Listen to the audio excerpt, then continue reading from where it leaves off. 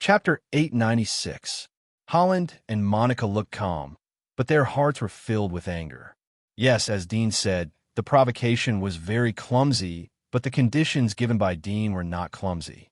Now, they were basically sure that Dean was an abyss level. Plus the undead that was being controlled, it was possible that there were two abyss-level forces. Moreover, these two forces were controlled by the same will. But they were different. They couldn't achieve 100% unity. If the other party secretly cooperated with Dean, then the search for the iceworm wouldn't be a problem. But if they used Dean to plan the layout of the giant wall, then it would be really terrible. The three-legged situation inside the giant wall had been formed for many years. Holland and Monica were close to each other. They knew that if one of them died, then the remaining one would be swallowed by the Wall Lord. But now there was an external force. Moreover, this force was stronger than them and could even compete with the Wall Lord. They knew that it was dangerous to cooperate with Dean, and it was impossible for them to agree. But they had to say that because of Dean's words, they were on guard against each other. They were angry, but they didn't want to fight with Dean on the spot. This was the capital. Once they fought, then the damage would be incalculable. Moreover, it would benefit the Wall Lord. Holland said in a deep voice, "Don't talk about these things. As an intruder, you better leave as soon as possible. Don't forget that we are not the only ones here. You may not be able to get a good result if we fight to the death." Dean indifferently smiled. He said that he was an intruder to tell Monica that they were in the same camp, and he wouldn't betray them. He also hoped that Monica wouldn't get confused. But he had expected it. There are three of you, including the Wall Lord. If you don't want to cooperate with me, then I will cooperate with the Wall Lord and get rid of you. I don't know what the reward will be. The pupils of Holland and Monica shrank. Their faces exuded a bit of coldness. Monica's cheeks, which had always been quiet and gentle, were completely cold at this moment. It is impossible for the Wall Lord to cooperate with you. Instead of cooperating with you, it is better to maintain our current situation. Don't think that you can provoke us. You have ulterior motives. How can the Wall Lord collude with outsiders to murder his own people? That's true. His attitude made Monica frown. Dean continued, "I don't plan to cooperate with the Wall Lord for the time being. I just want to get the iceworm. You two are just leading the way. Whoever gets it will get it. It's a fair thing. I'm the same as you, so I hope you won't give me face, right?" Holland and Monica were relieved when they saw that Dean didn't mention about cooperating with the Wall Lord. As for Dean's words, they didn't think that it was a big problem. Not to mention that there was an unfathomable undead beside Dean. Even if Dean was alone, he was qualified to join them. After thinking for a moment, Holland slowly said, "We need to discuss this matter. I will give you a reply tomorrow." Dean glanced at him. "Do you think I'm a fool? Moreover, do you think you're qualified to talk to me about conditions? Don't forget that this is your lair, not mine. Don't you think the Wall Lord will have a headache because of one? Oh no, two abyssal devils. Do you really want to force me to make the capital feel comfortable?" Their faces slightly changed as their eyes turned gloomy. Indeed, half of the reason why they were worried about Dean was because of this point. If they couldn't kill Dean on the spot, then Dean would be in the dark, and they would be in the light. They could protect themselves, but they may not be able to protect the civilians inside the wall, especially the forces under their faction and their own forces. In addition to these, they had wives, children, and parents. These relatives were their fetters. Although for both of them, they might not be able to use their relatives to threaten the Wall Lord, but they knew that the Wall Lord would definitely bow his head. After all, if the Wall Lord's children were obliterated, then the Wall Lord's position would be a big problem. Well, I promise you that we will set off now to look for the iceworm together. I will provide you with the clues." Holland thought for a moment and immediately agreed. His decisiveness was surprising. Monica tilted her head and looked at him. Her eyes flashed as she suddenly understood something. She didn't object, but silently looked at Dean. "Smart. Saves time." Dean praised. "Gather everyone and get ready to go. If we don't hurry up and wait for the news to reach the ears of that person, who knows what will happen?" The corner of Haraini's mouth trembled slightly, and he said indifferently, "You don't have to worry about that." He turned to the stunned Akari and said, "Gather everyone at the south gate." The three of us will go there first. Hikari was stunned for a few seconds, but responded, yes. After that, he glanced at Dean, who was not far away. His heart jumped twice. He didn't expect that there was an abyss expert lurking under his eyelids. It was as if there was a poisonous python entrenched in his bed. It made people feel cold. Wero, who was in the crowd, was scared. His face was pale as he thought about the words he had said yesterday. His heart was about to explode. Several lords who had a good relationship with him stayed away from him for fear of attracting Dean's attention. How should I address you? Horny turned to Dudian. Dean. Well, Mr. Dean, let's go first. We'll prepare the south gate. Horny said. Dean nodded and led Aisha to get up. Holland and Monica didn't say much. They came over to communicate with the lords to appease their hearts. But Dean's previous words about gathering cannon fodder made them not want to say anything more. They just wanted to leave as soon as possible. He wasn't afraid of the lords reneging on their words. After all, everyone could see how bad their mood was at the moment. It was absolutely asking for trouble. The two of them flew up and went back the way they came. Dark mucus flowed out of the splitter on Dean's back, forming a brand on his back. Soon, the brand turned into a solid object. Two ferocious wings composed of countless blades stretched out, overturning the surrounding chairs. He grabbed Aisha and soared into the sky. Soon, he caught up with Horny and Monica, leaving behind a shocked expression on the faces of the lords. Chapter 897. Feeling that Dean was chasing after them, Holland and Monica's eyes swept over the ferocious wings on his back. Their eyes flashed slightly. Such magic wings were unique in their giant wall. It was obvious that they came from the giant wall where Dean was. Mr. Dean, you passed by here. Where are you going? You might as well tell me. I'm also going to a place recently. Maybe we are going the same way. Holland faintly smiled after Dean caught up. Since he had agreed to cooperate with Dean, he wouldn't continue to keep a straight face. It would be more useful to take the opportunity to inquire about Dean's situation. Where are you going? You might as well tell me. Maybe we are going the same way. Dean looked indifferent as he repeated Holland's words almost verbatim. Holland's mouth slightly twitched. Mr. Dean is really not willing to suffer a little bit. Same here. Dean glanced at the two. Both of you don't seem to have magic marks from here, right? Why do you think so? Holland chuckled. Has Mr. Dean seen all the legendary magic marks here? No, but at least I have seen the supplicant and the spirit. Dean said. In fact, he hadn't seen the demonization state of these two magic marks after they were integrated into the human body. But he could speculate from their abilities that Holland and Monica didn't have these two magic marks. They were from the abyss.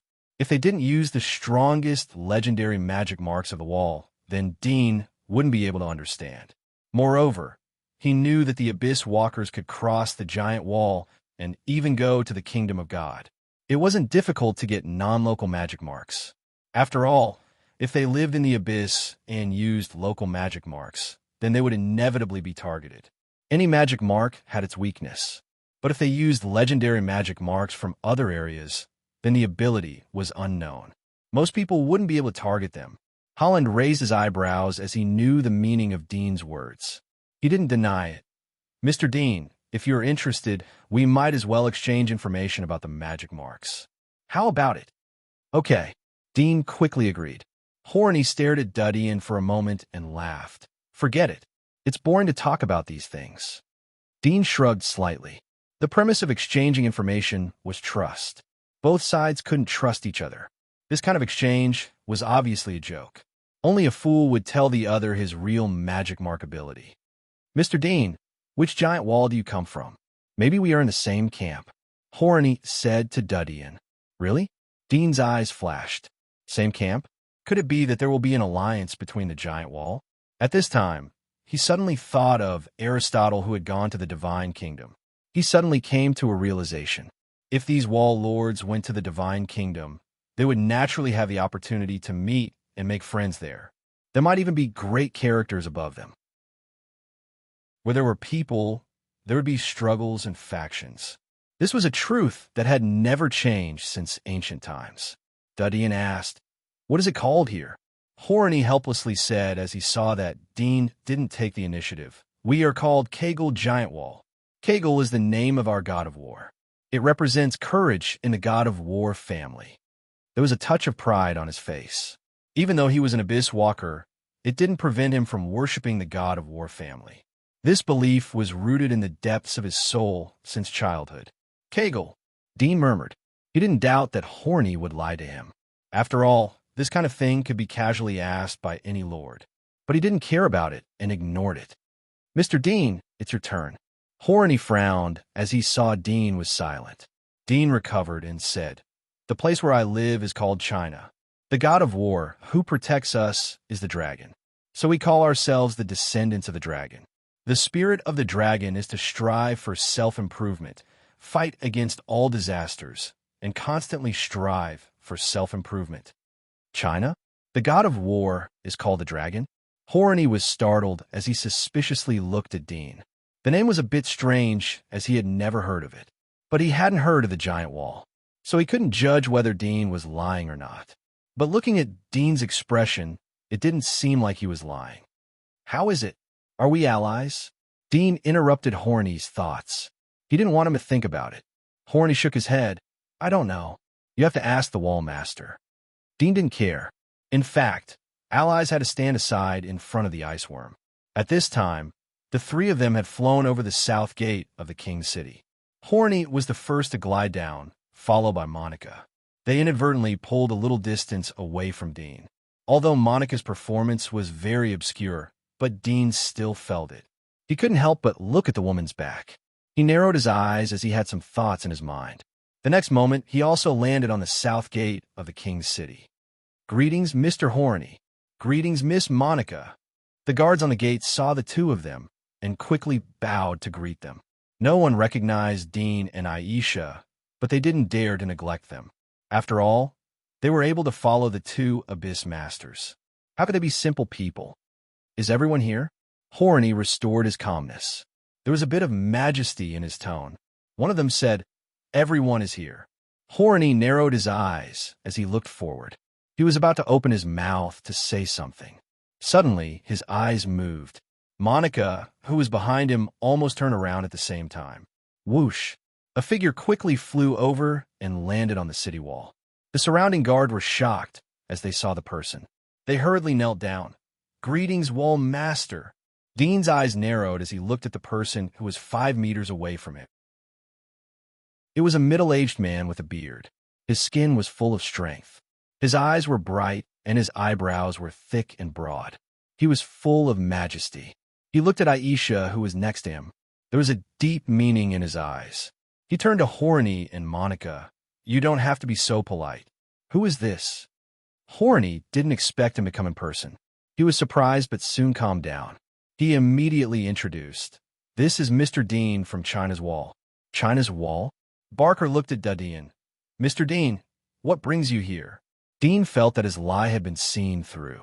He calmly said, I was just passing by and heard the news about the ice worm, so I came to inquire about it. After all, the Wall Lord won't believe me even if I give up on it. It would be better for us to work together and overcome the difficulties first. Whoever gets it will get it. Barker's eyes flickered slightly, and he nodded. That's true. Treasures belong to those who are capable. Moreover, the extreme ice worm is in the swamp magic pit. Having an expert like Mr. Dean is also an additional layer of protection. I have no objections. Horny, do you two agree? Horny replied, We naturally agree. It'll be easier to do things if Mr. Dean joins us. Barker nodded. In that case, let's set off early. Horny and Monica were startled. Their faces slightly changed, but soon returned to normal. Horny nodded. Yes, but there are still some people who haven't gathered yet. Wall Master, please wait for a moment. Barker nodded. Monica suddenly said, Wall Lord, if you go with us, wouldn't it be too dangerous? If something happens, we will need you to stay here. Barker glanced at her, and his expression became much gentler as he said, I've already made arrangements. There's no need to worry. Monica's lips moved as she saw that Barker was so confident, but she didn't try to persuade him. Horley maintained a smile on the side. but in his heart he was cursing. Originally Barker wouldn't participate, but now he came over and didn't expel Dean. It was obvious that he intended to use Dean to weaken their strength. Chapter 898. Dean had a sense of crisis after the appearance of Barker, but Barker's appearance didn't surprise him too much. When he was exposed, he considered that he would face the joint attack of 3 Abyssal Masters. He even considered that there were hidden Abyssal Masters here. He was ready to face 4 Abyssal Masters at the same time. From the current situation, it seemed that Barker didn't intend to participate before. But now, because of Dean's existence, Dean wasn't sure what his purpose was. It was possible that he wanted to unite with Holland and Monica to deal with him, or there was another possibility that he wanted to use Dean's hand to get rid of these 2. Dean didn't continue to think about these possibilities. Plans were always better than changes, especially in a situation where the situation outside the giant wall was changing rapidly. Once he was weak, he would inevitably suffer a group attack. The only guarantee of safety was not to get injured. He slightly distanced himself from Barker, Horny, and Monica in case the 3 of them suddenly launched a sneak attack. Barker and the other 2 noticed Dean's movement but didn't say anything. It was normal to have such concerns. If not, it would seem too confident and even stupid. After a moment, the masters gathered by Hikari arrived one after another. At this time, Dean saw that on the plains outside the South Gate, there were hundreds of pioneer-level masters gathered there. At the same time, there were 8 rulers and 23 inner wilderness-level masters. Such a lineup completely crushed Sylvia's strength. Horny stepped forward to reorganize. After a moment, a team of nearly 500 pioneers was formed. 5 dominators, including Dean and Aisha, led the team. 17 dominators acted as deputies as they marched out of the giant wall. Should we share the information about the ice worm now? Dean said to Holland on the way. Monica and Barker's eyes flashed, but they didn't show it on the surface. It seemed that they didn't hear Dean's words. Holland glanced at them and smiled. Of course. When we get to the giant wall, I will say it. It's not suitable to discuss here. Dean saw that he agreed, so he didn't say anything. In less than half an hour, everyone came to the giant wall. The rulers and pioneers who had the ability to fly took the lead to fly up the giant wall. They threw down ropes to guide the other pioneers. Dean, Barker, Horny, and others all had the ability to take off. They took the lead and climbed the giant wall. They stood at a height of 1 kilometer. The blue sky and white clouds above their heads seemed to be a lot closer to them. It made their hearts flutter. Holland came to the edge of the giant wall and took out a scroll from his arms. He spread it on the edge of the platform. It was a map. A strong wind blew past. Horny pressed his palm on the map and pointed to a place. This is the outer edge of the Swamp Demon Pit, the southwest area. This is the trail of the extreme ice worm that my hunting team found. Dean didn't get too close in case they suddenly attacked. After all, they were at the same level of the same level. After all, they would have the same level. If they were attacked, they would inevitably be seriously injured or even lose their life. It was like 2 adults. The map was very detailed. It was the first time for Dean to see such a detailed map of the giant wall. First of all, the giant wall stood in the center of the map. It occupied less than 1/10 of the total map area. Around the giant wall, the terrain was divided by different colors. There were gray areas, light red areas, green areas, and so on. The place that Holland pointed to was a black area. There were a few white letters in the middle of the black area. They spelled out the meaning of the swamp. Dean's eyes swept the map. In addition to the swamp, he also wrote down other nearby areas. At this time, he looked at Barker and Monica. He suddenly said, "Wall Lord, you are the Lord of the Wall. You are farsighted. Do you have any suggestions?" Barker wrinkled his eyebrows as he saw Dean's sudden attack. After all, Holland knows the most details. Let's listen to what he has to say first. Horny's expression changed slightly. He knew that Barker also wanted to know the most detailed information from him. He snorted coldly in his heart, but on the surface, he was very calm. He said, The traces of the extreme ice insects are at the edge of the swamp magic pit, and the extreme ice insects like Een and hate heat. Everyone knows this. The center of the swamp magic pit has the lowest temperature, so I think the extreme ice insects are likely to go there. Monica and Barker wrinkled their brows, but didn't say anything. Dean pondered for a moment. Does Mr. Horny have any good suggestions? As far as I know, the deeper we go, the more dangerous it gets. Even if the 5 of us go together, it's hard to guarantee that there won't be any accidents. Do we have to force our way through? Horny smiled indifferently and said, Mr. Dean, you must be joking. It's impossible to force our way through. Even if we had twice the number of people, we would still be at a disadvantage. Let's go to the location of the extreme ice worm first, and let Monica see if she can track the direction of the extreme ice worm. If she can find it, then we can follow the route of the extreme ice worm. Dean didn't speak, but looked at Barker and Monica. To be honest, Holland's words were all nonsense. But at least he had revealed one piece of information. Monica's ability was related to tracking.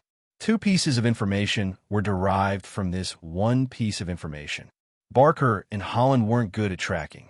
Tracking could be classified as a type of perception. If one wasn't good at perception, then they would be good at attack and defense. Barker saw that Dean didn't have any objection, so he looked at Monica.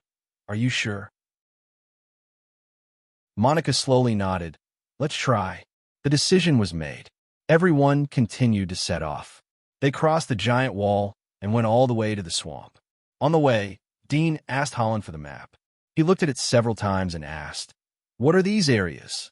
Holland knew that Dean wasn't familiar with these situations, so he couldn't refuse. In fact, even if Dean asked the Lord, he would know the information on the map. He was too lazy to hide it. They passed through 2 large areas. One was a gray area close to the giant wall. In this gray area, they met a lot of undeads and high-level monsters. Most of them were at the level of limitless. Occasionally, the weaker ones were at the level of senior hunters. Fortunately, the lowest level of the assembled team was pioneer level. They crushed all the monsters along the way without any damage. After passing through the gray area, they came to a yellow area. The level of monsters here was obviously higher. Occasionally, they would encounter the attacks of pioneer-level monsters. Some of these monsters were good at hiding. Some were lurking in the soil. Some were camouflaged like a stone. Even Dean couldn't tell if they were real or fake. Of course, he didn't look carefully. He was saving his physical strength to prepare for the battle in the swamp. The monsters they encountered along the way were all seen through in advance by other rulers or demon generals. They were directly cleaned up. There were close to 500 people in the team, and there were many perception-type experts. Their perceptual abilities were also very strange. Some had special vision, some had special hearing, and some had mysterious senses that allowed them to sense danger. In front of such a mighty team, it was difficult for ordinary monsters to hide. After a long journey of 4 or 5 hours, they finally came to the swamp. Dean clearly felt that the atmosphere in the hunting team had calmed down. There were fewer whispers. As they approached the edge of the swamp, they met a demon general level monster. It was like a giant undead. It directly attacked them and was killed by a ruler who was in the front. Here we are, Holland said. He looked up at the lifeless land in front of him and the occasional concrete building wreckage. He whispered, pass down the order. Let everyone be vigilant and lurk forward. A devil general at the side immediately passed on his words. The dark golden light flashed in Dean's eyes. The radiation concentration in this area was far stronger than in other areas. Monsters love to live in areas with high radiation concentration. Chapter 899. As Dean was looking around, Horny called out a team of 10 people led by a ruler. They took the lead to explore the swamp magic pit. 10 minutes later, the exploration team used a signal flare to send back information that they were safe. Horny waved his hand to let the team follow. Baker and Monica didn't have any objection. They gave full command to Horny. After all, Horny was the initiator of the operation. The intelligence came from his men, and the manpower was also gathered by Horny. Although Baker was the leader of the wall, He couldn't say anything in the moment. Moreover, the current situation was complicated. He wanted to spend more time on other places. As for Monica, she didn't like to stand out. As long as Horny didn't make a big command mistake, she didn't intend to say anything. Dean also didn't want to stand out. He wasn't familiar with the situation here. It was best to let them command. Therefore, the 5 people stepped into the swamp magic pit with Horny as the leader. Everyone be careful. This is a monster paradise. Most of the monsters here are at the level of 10,000 behead. There are even hundreds of monsters. Don't fall behind. Horny said to the ruler. The ruler immediately passed the message. Dean knew from the top-secret information collected by Aristotle that there was more than one magic pit outside the giant wall. However, the word swamp was added in front of the magic pit. He didn't see any swamp basin along the way. He couldn't help but ask Horny. The swamp magic pit is not an ordinary swamp, but a demonic swamp. It is said that there's an extremely terrifying demonic swamp monster in this magic pit. Its body is huge, and it can transform into a huge swamp. Anyone who steps into it will die without a doubt. Even abyssal people like you and I are no exception. So this place is called the Swamp Magic Pit. Dean was surprised. He didn't expect the name to come from this place. He thought that it was full of swamps and wetlands. However, the monster mentioned by Horny was more terrible than swamps and wetlands. What kind of size would it have to transform into a swamp? What kind of magical structure was it? Dean couldn't imagine it, but his mind couldn't help but think of the strange life-sucking trees in the Forest of Despair. Could it be that the monsters in the Forest of Despair were on the same level as the monsters in the Forest of Despair? Horny laughed as he saw Dude Yin's face change. Mr. Dean, you don't have to worry too much. The Devil's Pit is very big, and the monsters like to appear on the south side of the pit. That area is low-lying and suitable for them to form a swamp basin. Generally, we won't meet them unless our luck is really bad.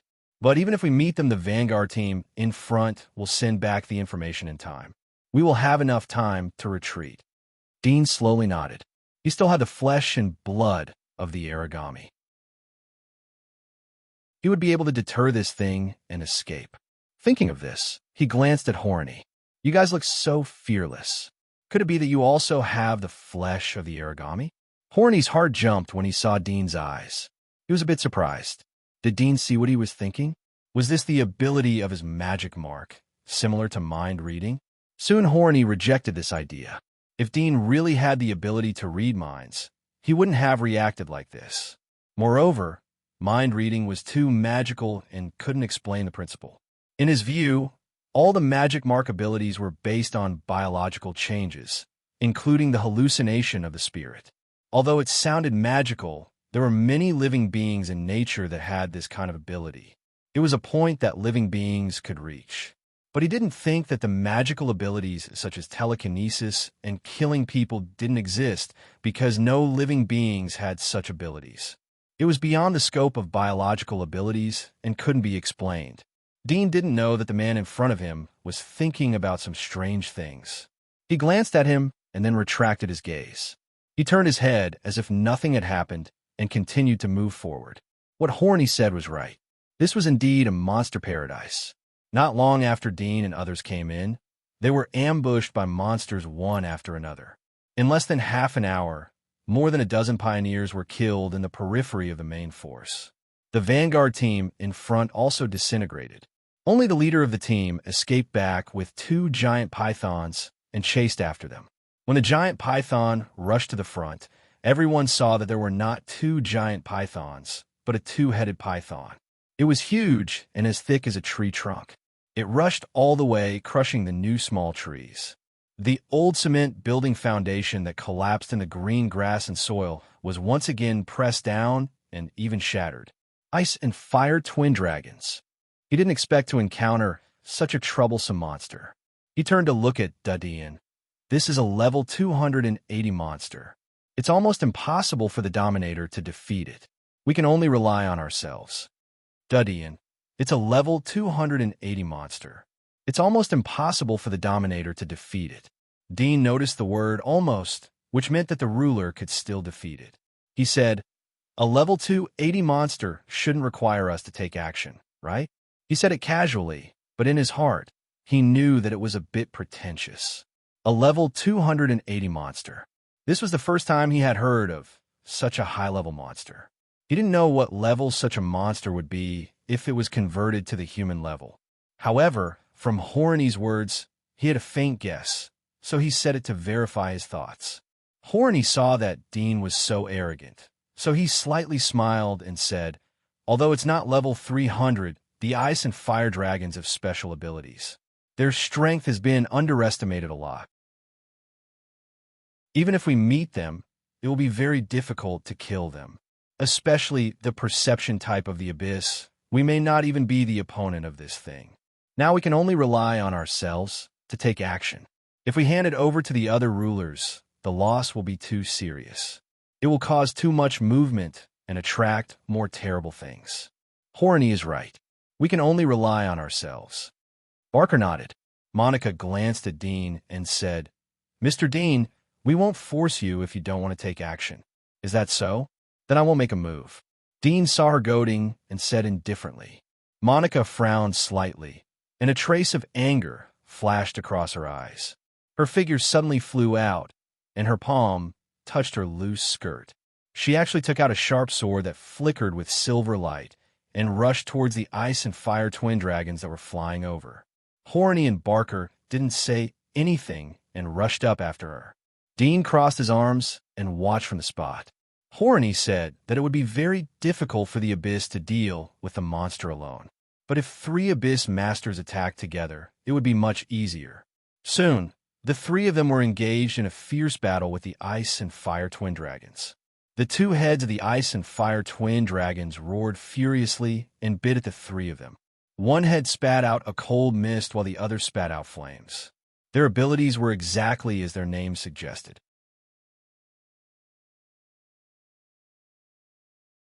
Chapter 900. Dean found that the 3 of them didn't use their demonic forms. It seems that they didn't want him to know their demonic forms and abilities.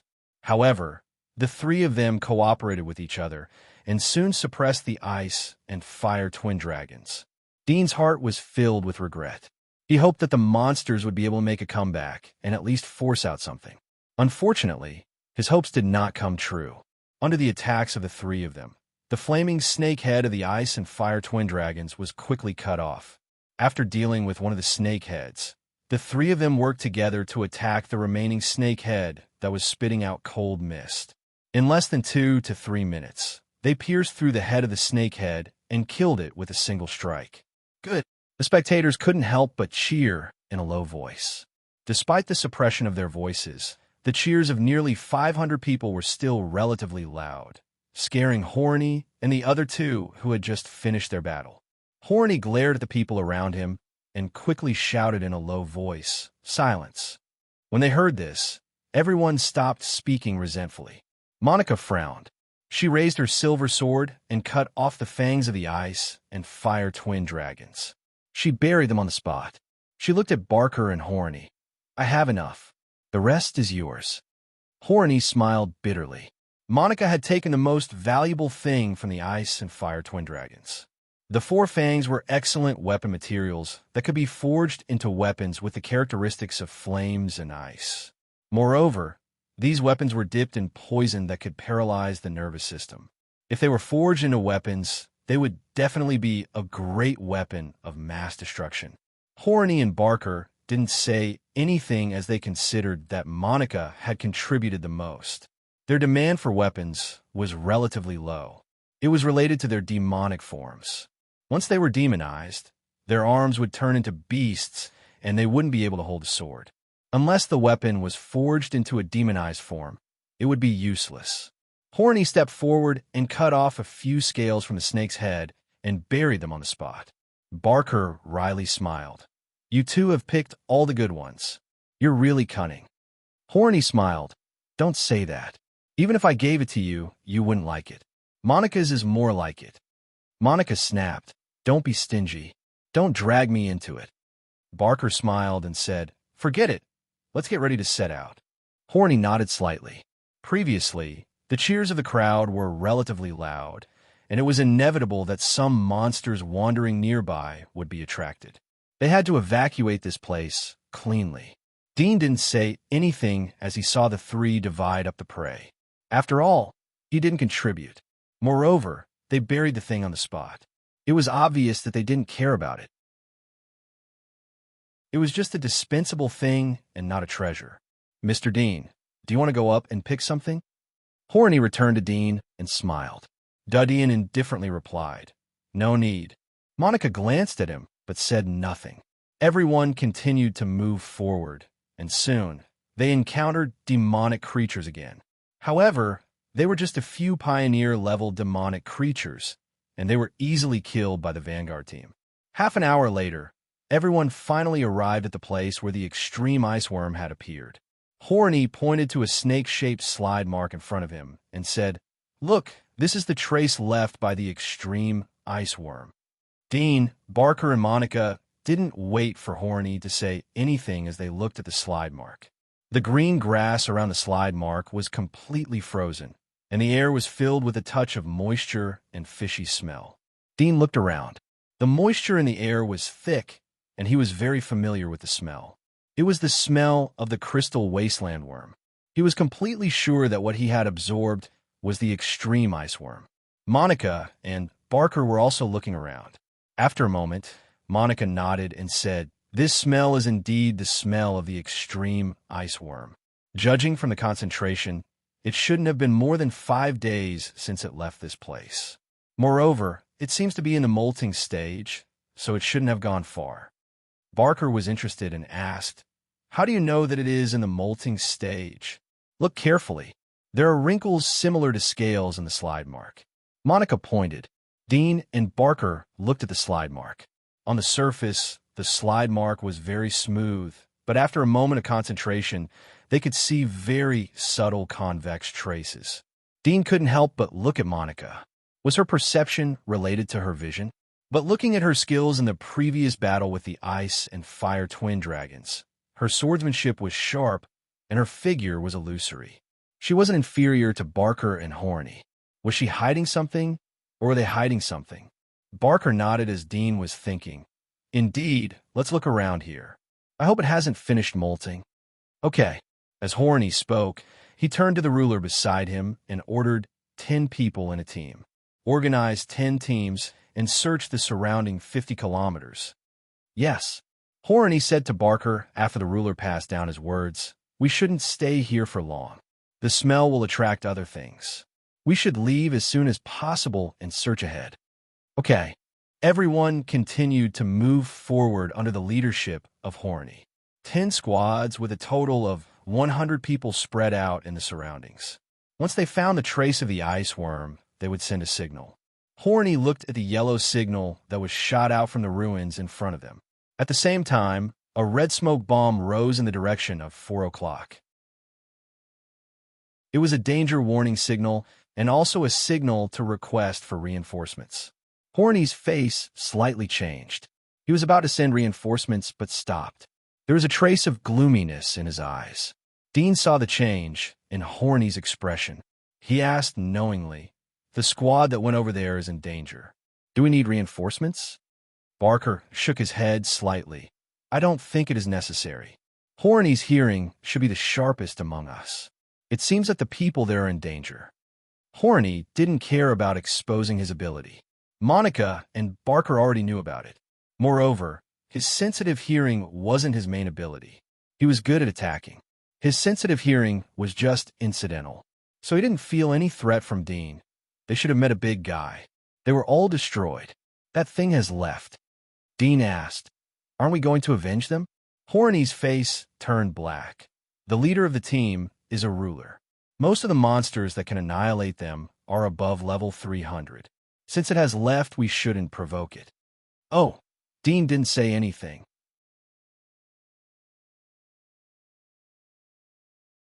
Chapter 901. They followed the tracks for 7 or 8 minutes before the tracks suddenly disappeared. Horny seemed to have expected this and said to Monica next to him, "My hunting group tracked it here, and then there was no news. Can you see where it went?" Without waiting for him to ask, Monica had already used her ability to observe the tiny clues at the end of the slide mark. A moment later, she frowned and said in a low voice, "This thing seems to have been captured by something else." Captured? Holland and Barker's face changed. The next moment their eyes flashed as they stared at Monica. Barker said in a low voice, "Are you serious?" Monica knew what they were guessing, but she didn't care. She pointed to a spot in front of them and said, "There's some mucus left by something here. It's already dried, so you can't smell it. This mucus has no smell, so it should be a monster that's very good at hiding. You can pry open the soil below and touch it." Horny gave the ruler next to him a look. The ruler understood and immediately went forward to pry open the place Monica was pointing at. He dug out a small hole and immediately felt a sticky sensation on his fingers. He turned around and returned to Horny's side. He nodded and said, "Sir, this soil is indeed strange. It's very wet." Holland stared at him. "Nonsense. Miss Monica said that there is monster's mucus. How can it not be wet?" The ruler was startled, but quickly reacted. He bowed to Monica. "Miss Monica, this subordinate didn't mean to offend you. Please forgive me. It's nothing." Monica looked indifferent. "The ice worm has fallen into the hands of the monster. It will be more difficult for us to find it. Do you have any countermeasures?" Holland and Barker looked at each other and pondered. Dean had long noticed the mucus in the soil. Although he was an offensive type, but his vision was excellent. He thought that Holland and Barker could also see it. He didn't expect that only Monica would notice it. He glanced at the three. "If the ice worm is found by the monster, will it be eaten?" The three turned to look at Dean. There was a trace of surprise in their eyes. Dean was puzzled by the three. He realized that he might have asked a question of common sense, but he didn't hide it anymore. He frowned. "What's wrong?" Horny smiled as he saw that Dean didn't know. "Mr. Dean, did you just become an Abyss member? The extreme ice insect is the ancestor of the parasitic soulworm. If the parasitic soulworm can live in a monster's body, then the extreme ice insect can too. Furthermore, it's much easier to invade than the parasitic soulworm. Even if this monster already has a parasitic soulworm, it can only give way to the extreme ice insect.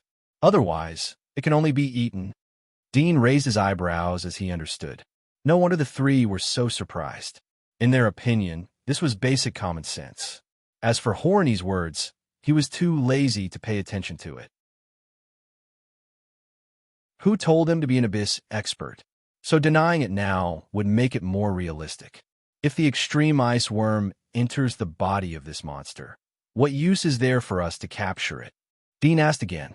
He didn't care if the question would show that he was ignorant. As long as he could get the answer he wanted, it was fine. After all, if they were to fight, he would have to rely on his own skills. Of course it's useful. Horny smiled, but didn't explain to Dean why it was useful. Why? Dean continued to carry out the spirit of not being ashamed to ask questions. Horny was speechless, but since Dean asked, he didn't want to be vague. He said, "Generally, when the parasitic soul worm enters the monster's body, it will passively master the monster's ability. But the extreme ice worm is different. It can master the monster's ability, but at the critical time, it can also get rid of this ability and return to its own purity." Dean understood. He thought for a moment and didn't ask anything more. Monica and Barker looked at Dean. Their expressions were calm and didn't show any thoughts. "Monica, can you see the size and type of this monster?" Horny turned to Monica and asked. "It's not more than 10 meters tall. It's a reptile, cold-blooded creature. Like other cold-blooded monsters, it's good at hiding. I don't know anything else," Monica said calmly. "Can you track its whereabouts?" Horny asked again. Monica gave him a look and said, "If I could find it, I would have said it earlier." "That's true. So, even you can't find a trace of this thing. This is a bit tricky. Do we have to rely on a carpet search?" Horny felt a headache coming on. If it were any other area, he could still spread out a large force to search. However, this was the magic swamp pit. Monsters above level 300 were very common, especially in the central area. There were even monsters that they couldn't resist, such as the demon swamp monsters. We can assume that the extreme ice bug has already taken control of this demon. The extreme ice bug likes low temperatures. If I remember correctly, there's an ice lake in the swamp magic pit. It's very likely to go there, Buckles said. Horny glanced at him and said, but that is the inner area of the swamp magic pit, close to the center, and there's an Arctic ice dragon living in the ice lake. The evaluation given by the Magic Kingdom Academy is 372. Even if the few of us work together, we may not be able to defeat it, let alone in the ice lake, which is its home ground. Barkle shook his head and said, that's true, but don't forget how many people we have here. If we really encounter that thing, we only need to hold it back for a while and let the others fill up the frozen lake or evaporate it. It's like a bird with broken wings, and it might not be a match for us on land. Don't you have a list of these people's abilities? See how many of them have fire abilities or the ability to move rocks. Horny thought for a moment and looked at Monica and Dean. What do you think? Monica nodded and said, although the risk is a little high, it is indeed feasible. We can take this opportunity to kill this ice dragon. When we come here again in the future, we can avoid a huge hidden danger. If it stays here for too long and mutates again, it will be even more troublesome. I don't care. I will listen to you. Dean also said, well, we will go to the ice lake according to the wall's plan. Horny made a decision and immediately gave the order. At the same time, he recalled the 10 teams that were exploring the surroundings. However, at this moment, 3 of the 10 teams had already sent out danger signals. Most likely, they were in trouble. Horny was too lazy to mobilize others to help, so he directly abandoned them. This time, he had gathered so many people to act as pathfinders and cannon fodder. If they went to help the cannon fodder, then it would be more dangerous if they stayed here for a long time. After all, danger could happen at any time outside the giant wall. Moreover, the Devil's Pit was a dangerous area. It was possible to encounter more terrifying monsters if they stayed for more than a minute. There were 400 or 500 people gathered here, and the heat source was enough to alarm many monsters. Although most of them used items to cover up their aura, but it was hard to say whether they could hide from the perception of the abyss-level monsters. Horny's worries soon came true. Less than 3 minutes later, the vanguard squad in front of them broke out a deafening roar. Dean and others felt the ground tremble, even though they were more than 10 miles away. The trees and weeds in the surroundings slightly tilted. Even the puddles on the side of the road rippled. A golden light flashed in Dean's eyes. His X-ray vision penetrated through the wreckage in front of him. He saw a huge rock monster crawling out of the ground more than 10 miles away. It was nearly 20 meters tall, and its structure was very similar to that of a human. It was a giant made of rock. Quartz monster. Monica's face slightly changed as she whispered. Horny and Barker's expressions also changed. They looked at each other, and Horny immediately made a decision. Finish this quickly, kill them. What is its level? Dean frowned.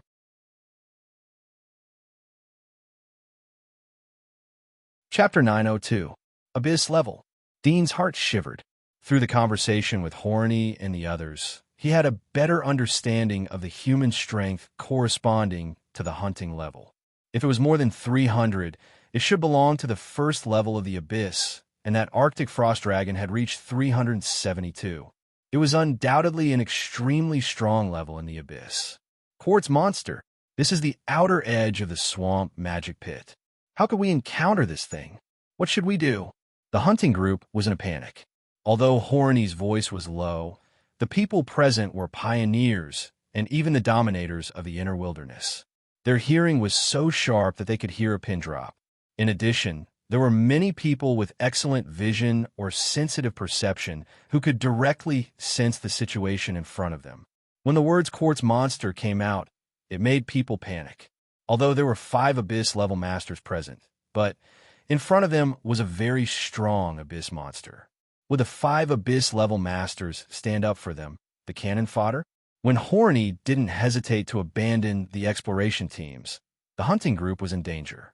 If it wasn't for Baker's presence, they would have already scattered and fled. Nevertheless, at this moment, most of them had already made up their minds. Once there was danger, they would save their lives first. As for whether they could return to the giant wall, and whether they would be chased by Baker after returning, they didn't care so much.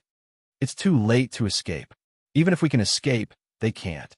Without them, we have to rely on ourselves to explore the way.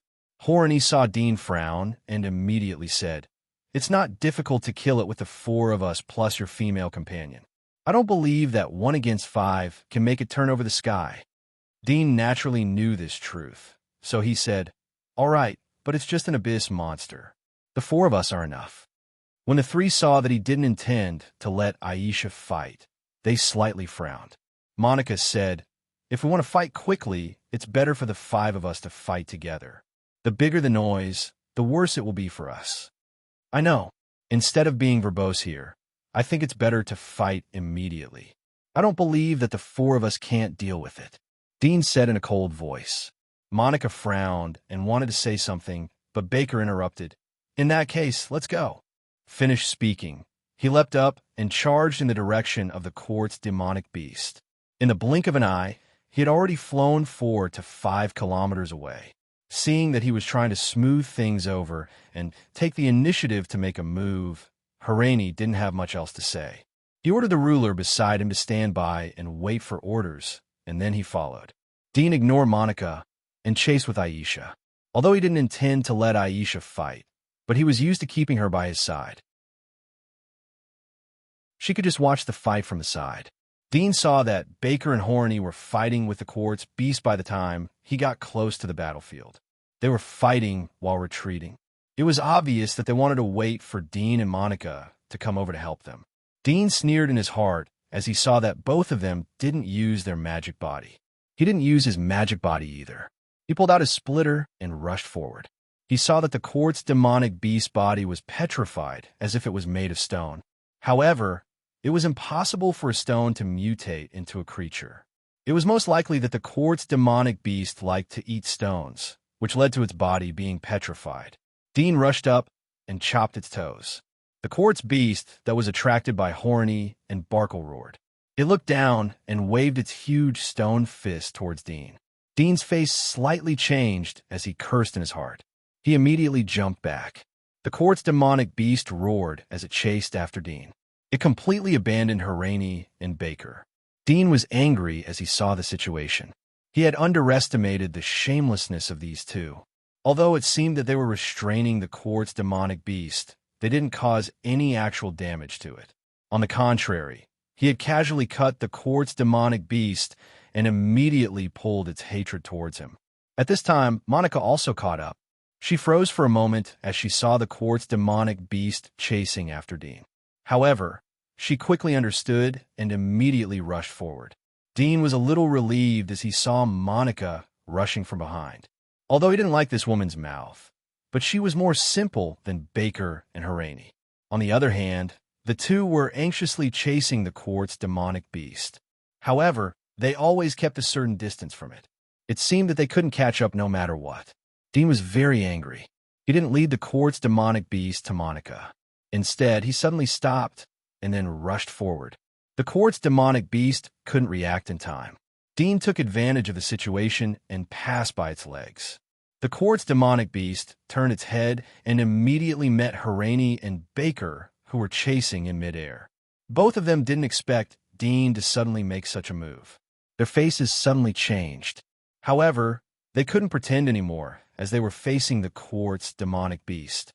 They could only bite the bullet and continue to restrain it. Dean's face turned cold as he saw the 2 attack the quartz demonic beast. He said, "If we don't solve this thing as soon as possible and attract other monsters, then we won't have a good fruit to eat. What's the point of acting too fake?" Dean's voice wasn't loud, but Harani and Baker could hear it clearly. Both of them were embarrassed. The next moment, Baker took the lead to say, "Brother Dean misunderstood. The skin of this quartz demonic beast is thick. Although we attacked it with all our strength, but it didn't have much effect. It seems that we have to go all out and enter the demonic body to fight." Dean coldly snorted. "If that's the case, then what are we waiting for?" Harani gently smiled. The weapon in his hand quickly melted. In the blink of an eye, his body turned into a nearly 3 meters tall blackbird. His head was protruding like a crow's head. His face was covered with feathers. Only a little of the original outline could be seen. He had 4 wings. They were as black as ink and had no feathers. If one looked closely, one could see that the inside of the wings was attached with sharp black needles. If one was hit by the wings or hugged by the wings, then it would inevitably cause terrible damage. Dean's eyes flashed as he saw the changes. He had never seen such a demonic body before. On the other side, Baker also entered the demonic body state. His body was like a human-shaped skeleton, but there was a pair of huge bone wings on his back. He looked like a devil that had returned from the underworld. His arms maintained the shape of a human skeleton's palm. He was holding the original Darkbone sword. There was a thin black membrane between the ribs of his chest. The white ribs were protruding and extremely eye-catching. Dean had never seen such a demonic body before. He looked at Monica, who had also entered the demonic body state. Her body was like a dexterous moth. Her skin had turned pink like the putty powder on the wall. Her eyes were blood red, although the outline of her cheeks was still beautiful, but no one could raise the slightest evil thoughts. After entering the demonic body, the original appearance had changed. Dean's heart was touched. Both Harani and Monica were handsome men and beautiful women. But after entering the demonic body, they became evil and horrible like monsters. People didn't dare to get close to them. This was the fundamental reason why nobles discriminated against warriors. At this time, the 3 people who entered the demonic body also looked at Dean. Baker coughed. "Brother Dean, what are you doing?" Dean's face was cold. The splitter in his hand melted as he quickly entered the demonic body state. At the same time, he dodged the punch of the quartz beast. The sand and dust on the ground splashed as his body soared into the air. His body was covered with spikes and sharp blades. It seemed as if it was a mixture of countless sharp blades. His hideous demonic body floated in the air. The 3 people were stunned. There was a bit of shock and dignity in their eyes.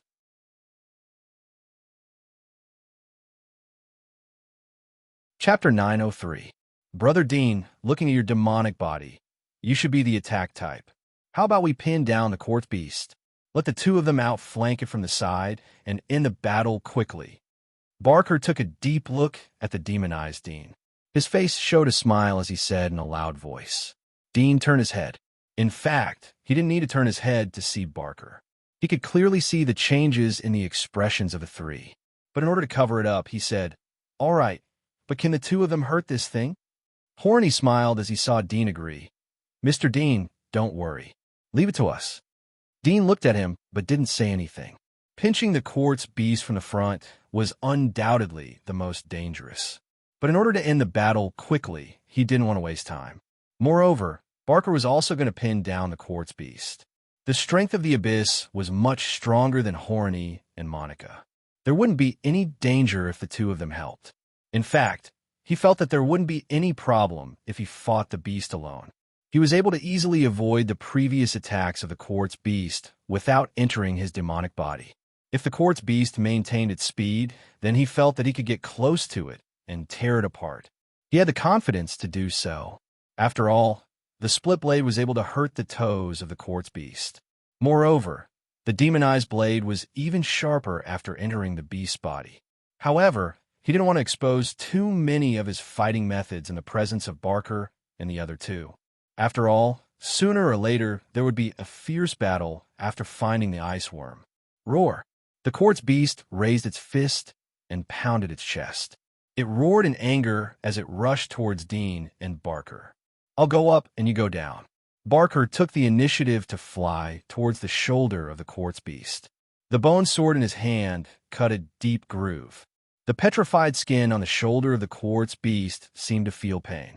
It roared and reached out to grab Barker. Dean didn't hesitate as he saw that Barker had attracted the attention of the quartz beast. He rushed towards its chest. Since Barker had taken the initiative to attack the upper body of the quartz beast and shared the main danger, Dean couldn't stay idle. He had to contribute a little bit of strength. Puff! The demonized blades on his body flung out, sweeping across the chest of the quartz magic beast. Immediately, a few wounds appeared, as if it had been torn by a giant claw. Dean was surprised. In order not to attract attention, he only used 30% of his strength. He was mentally prepared to leave only a shallow mark. If it was only a shallow mark, then the beast may not notice him. So he didn't have to bear the anger of the quartz beast. However, he did not expect that just 30% of his strength would create a wound that was not inferior to the one Buckle's bone sword had created. It was even wider and deeper. Dean smiled wryly in his heart. He saw that the quartz beast had stopped. It looked down and once again issued an angry roar. It gave up on chasing Baker and raised its hand to slap at Dean. Dean quickly dodged. At the same time, he paid attention to Baker's figure. He didn't want Baker to take advantage of the chaos to launch a sneak attack. At the same time, he was looking for an opportunity to attack Baker. If he could get rid of one of them, the pressure on him would be greatly reduced. Even if their relationship broke up, he wouldn't have to worry about losing his life. Brother Dean, good job. No wonder you have the courage to cross the abyss. Baker saw that Dean had lured away the quartz beast. He was shocked to see the cracks on the chest of the quartz magic beast. He didn't expect Dean's attack power to be so terrifying. Although he didn't use his full strength when attacking the quartz magic beast, but he had figured out the defense of the quartz magic beast. Even he had to use his full strength to deal considerable damage. Naturally, he wouldn't make a move easily. He had used less than 70% of his strength in the previous attack. But now it seemed that the injuries caused by Dean were much bigger than his. This showed that Dean's attack power wasn't inferior to his. Dean didn't pay attention to Baker's address as Brother Dean. He gently gasped a few times and quickly suppressed his breathing. On the surface, he tried to maintain a calm appearance. Sir Wall Lord is overpraising me. Let's deal with this thing first. Baker also knew that this wasn't the right time to talk. Otherwise, it would inevitably make others feel that he was too skillful. He glanced at Dean. He saw that Dean had stopped gasping for breath. His mouth slightly curved into a smile. He once again rushed towards the quartz magic beast. Roar! The quartz magic beast was ready to attack Dean. However, it saw Baker flying over. Previously, the human had injured its shoulder. The pain was unbearable. It didn't expect that the human would appear again. It roared and suddenly lifted its foot to stomp on the ground. Bang! The earth trembled and raised a lot of dust. Dean was about to wait for the dust to disperse before attacking again. But his eyelids suddenly jumped. He was aghast. He immediately dodged. Whoosh! A sharp rock pierced through his position. If he had dodged a little late, then he would have been injured even if he didn't die. Golden light flashed in Dean's eyes. His eyes pierced through the dust and instantly saw the surrounding scene. He couldn't help but be aghast.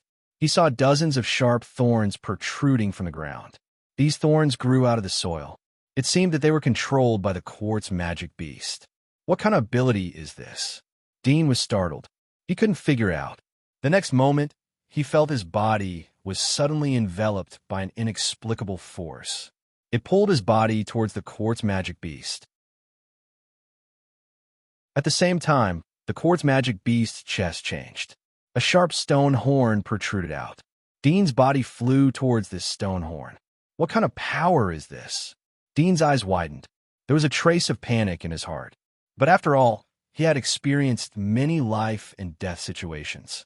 He quickly reacted and flapped his wings to break free from the strange force. He once again opened the distance between him and the quartz magic beast. On the other side, Baker's body flew straight towards the stone horn protruding from the quartz magic beast's shoulder. Baker suddenly waved his sword, and the stone horn was cut off. Baker's feet stepped on the quartz magic beast's shoulder. He exerted his strength and flew in the opposite direction. Compared to Dean, who was fleeing, Baker seemed to be more skillful and at ease. He also took advantage of the momentum to counterattack the quartz magic beast. Dean looked thoughtful as he saw this scene. It seemed that the previous strange force was caused by the quartz magic beast. But what kind of ability was it to control the power from a distance? Was it mind control? Dean felt that it was unlikely. This kind of ability was too magical. He didn't dare to think about it. At this time, the ground suddenly fluctuated.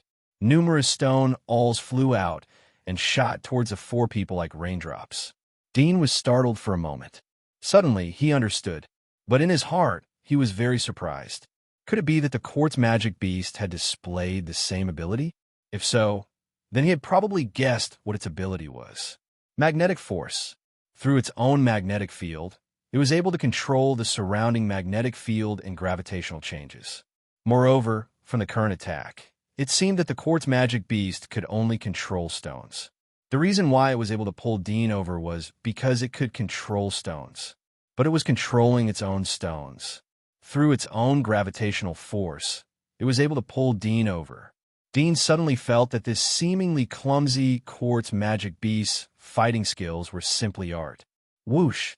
He waved his sword and smashed the stone alls under his feet. At the same time, he looked behind the quartz magic beast. Horny and Monica were close behind it. The outcome of the battle would soon be revealed. At this time, bang! A light sound came from the rear. It was the sound of a signal flare. Dean had heard it several times before, so he was very familiar with the sound. He used the horn on top of his head to look behind him. He suddenly saw more than a dozen red warning signals in the air. The distance from the signal flare was the place where the main forces were staying.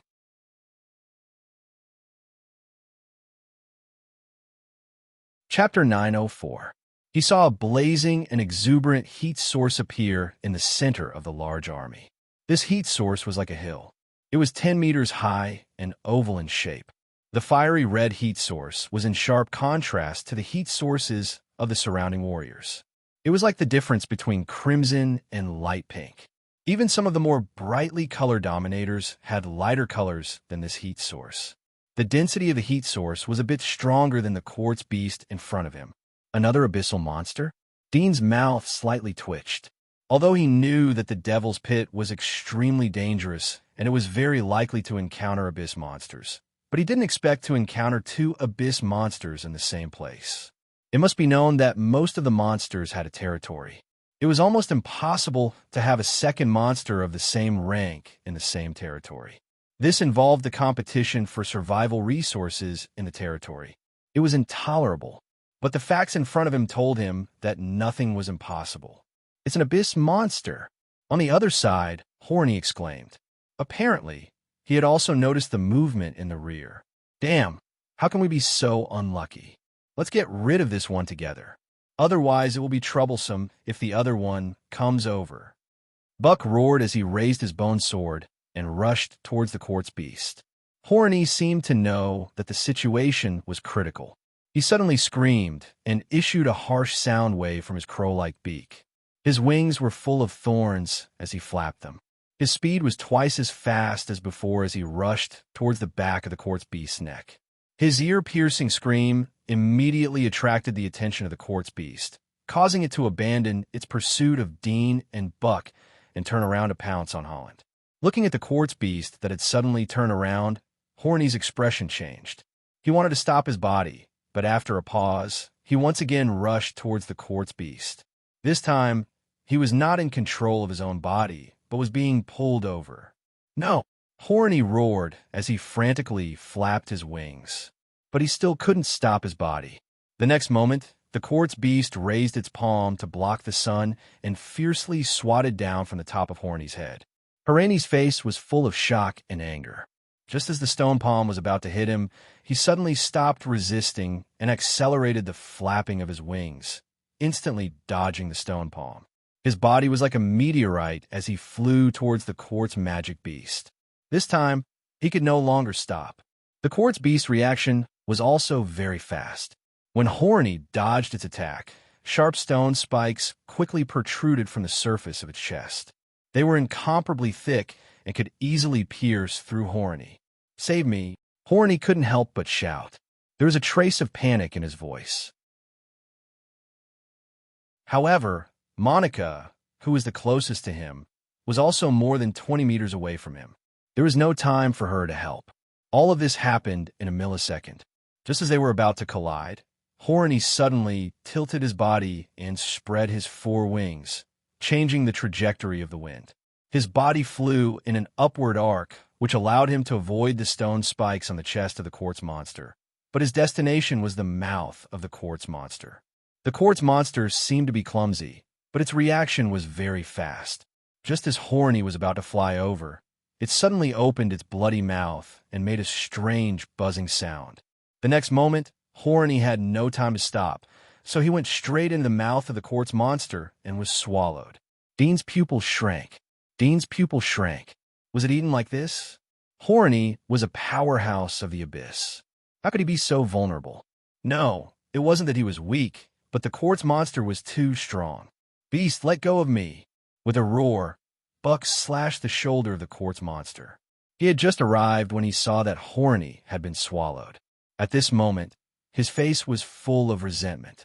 If he had arrived half a second earlier, he would have been able to snatch Horny from the mouth of the quartz monster. There was a half-meter deep stone mark on the shoulder of the quartz monster. There was no blood, but it seemed to feel the pain. It issued a dull roar and swung its hands towards Buck. Buck didn't choose to resist. Comparing strength with the quartz monster was undoubtedly a weak point. He stepped on the shoulder of the quartz monster and borrowed the force to retreat. But just as he was flying halfway, his speed suddenly slowed down. It was as if he had suddenly fallen into a swamp. Buck's face changed greatly. He burst out with all his strength to flap his wings to break free from the binding force. But suddenly his eyes darkened as two huge fists smashed down on him. Bang! Buck's body was like a cannonball that smashed into the ground under the feet of the quartz monster. The ground shook and a lot of dust splashed up. Buck's body was smashed more than 10 meters into the ground. It could be seen how terrifying the power of the punch was. Dean saw Buck's body through his X-ray vision. He wasn't dead, but 4 or 5 ribs on his chest were broken. He was dying. In the blink of an eye, one was swallowed by the abyss. It was unknown whether he was alive or dead, but the other was seriously injured. All of this happened so fast that Dean couldn't believe it. He had a feeling that it was unreal. Although he knew that monsters were much stronger when fighting with humans of the same level, but he didn't expect the difference to be so big. Roar! The quartz monster roared in anger. It lifted its foot and stomped on the place where Buck was buried. The ground shrank and squeezed Buck so much that he spat out a mouthful of blood. At this moment, Monica, who was like a white moth, suddenly appeared behind the quartz magical beast. The slender silver sword in her hand stabbed towards the quartz magical beast's head. With a whoosh, the silver sword sank into the quartz magical beast's head. When Monica tried to pull her sword back, she discovered that she couldn't move it. Her face slightly changed. She decisively abandoned the sword and quickly said to Dean, "Your attack is stronger than me. I will contain it while you attack. Let's end this quickly." She lightly flew towards the front of the quartz monster. The white skin on the surface of her hand squirmed and quickly formed a bow. She took out a golden arrow from the middle of the armor. This arrow was originally part of the armor. Dean didn't know that it could be disassembled until now. Monica aimed at the eyes of the quartz monster and shot the arrow. The eye sockets of the quartz monster were 2 black holes. The arrow went straight into the eye sockets. The quartz monster suddenly roared in anger and pain. It covered its eyes with one hand and cried out a few times in pain. It immediately chased after Monica. Monica's figure fluttered like a nimble butterfly. She dodged the giant palm of the quartz monster. It seemed light, but extremely dangerous. Dean didn't think about the crisis anymore. He couldn't continue to hide his strength. Otherwise, he would have to wait for the other abyss monster to come over. He might have to expose more cards in order to solve the problem. Whoosh! Dean rushed over from the side. This was the first time he used his full strength since he became an abyss monster. His body was like an afterimage. He was so fast that he couldn't adapt to it. The quartz monster seemed to be in a violent rage. It didn't pay attention to Dean's approach. Dean quickly caught up with it from the side. It didn't take him much effort. He flew to the side of the neck of the quartz monster. His eyes flashed as he swung the 4 sharpest blades on his back with all his strength. Puff! Puff! The neck of the quartz monster was cut in an instant. The sharp blade on his back was 2 meters long and had cut across his body, creating a wound that was about 6 meters long. It had sliced through half of the quartz magical beast's neck. If he had been a little closer, he might have been able to cut off its head. The 4 sharp blades made a huge wound. Only 1/3 of the neck of the quartz monster was left. Dean was surprised for a moment, but quickly lifted his foot and kicked. This kick landed on the side of the beast's face. With a bang, the remaining stone on the beast's neck snapped, unable to withstand the force of this kick. Its huge head fell to the ground like a huge boulder, creating several deep holes in the ground. After rolling a few times, it stopped moving. As for the headless beast, it ran forward a few steps before losing its balance and falling forward. Dust rose. The huge quartz monster crawled on the ground and didn't move again. Dean used his X-ray vision to look at it. He saw that the heat source was quickly dissipating and the concentration was rapidly weakening. It was the appearance of death.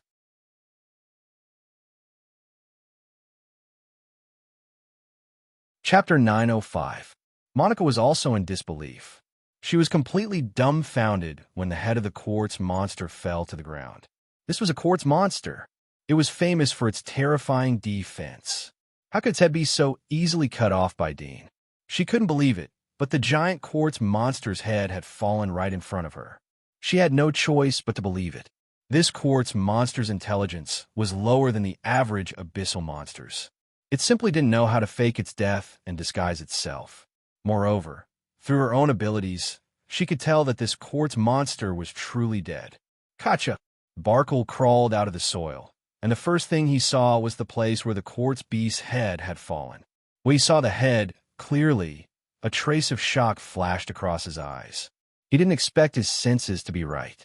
It was no wonder that the density of the soil that the quartz beast had gathered earlier had suddenly stopped. He turned his head and looked at Dean, who was stunned in place. His eyes flickered and soon returned to normal. He sat on the ground, gasping for breath, and asked, "Did you too kill him?" Monica looked at him and curled her lips. She knew a little bit about Buck's ability. She didn't believe that he didn't know anything about the outside world during the time he was in the underground. However, she was too lazy to expose him. She didn't want to make an enemy out of him. She could only say, "It has nothing to do with me. Mr. Dean solved it by himself. If I knew that Mr. Dean was so powerful, then we wouldn't have spent so much effort." Dean came back to his senses as he heard the conversation between the two. He glanced at Baker's broken ribs. There were some doubts in his heart, but he didn't show it. He only said, "I didn't expect it to be so careless. Thanks to Miss Monica who attracted its attention. Otherwise, I wouldn't have found the opportunity to attack its weakness and kill it. Mr. Dean is modest. It's nothing. I'm just telling the truth." Buck didn't know whether to laugh or cry as he saw the two of them being modest. Don't shirk your responsibility. In any case, it was you two who killed it. Fortunately, you acted in time. Otherwise, I would have suffered a big loss. The Wall Lord is strong. You would have killed it sooner or later, even without us," Dean said in a comforting tone. Barker smiled and shook his head, but didn't say anything. He was analyzing Dean's words in his mind. Although he didn't directly see what happened outside, but he had a vague perception of the general situation. Dean was able to kill the quartz beast in one blow, so his strength was much stronger than he had expected. Moreover, the attack power was extremely terrifying. Otherwise, even if he used all of his strength, he wouldn't be able to cut off the head of the quartz beast. It was estimated that the sword would get stuck in the middle. From this, it could be seen that Dean's magic marks should be an extremely strong attack type. As he analyzed Dean's strength, Dean was also pondering his heart. He felt that it was inconceivable before, but not because he felt that he had killed the quartz beast so easily. He felt that he wasn't afraid of the quartz beast from the beginning to the end. The speed of the quartz beast's attack and pursuit, as well as its power, didn't seem to be terrible to him. He felt that he could do the same. The reason why he was surprised was that he did not expect Horny and Barkle to be defeated by this thing. They were defeated so quickly that the quartz magic beast that had defeated two people in a row instantly rose a few notches in his heart, forcing him to go all out. The result was that it was so easy to kill it. He suspected that Barkle was deliberately pretending to be injured.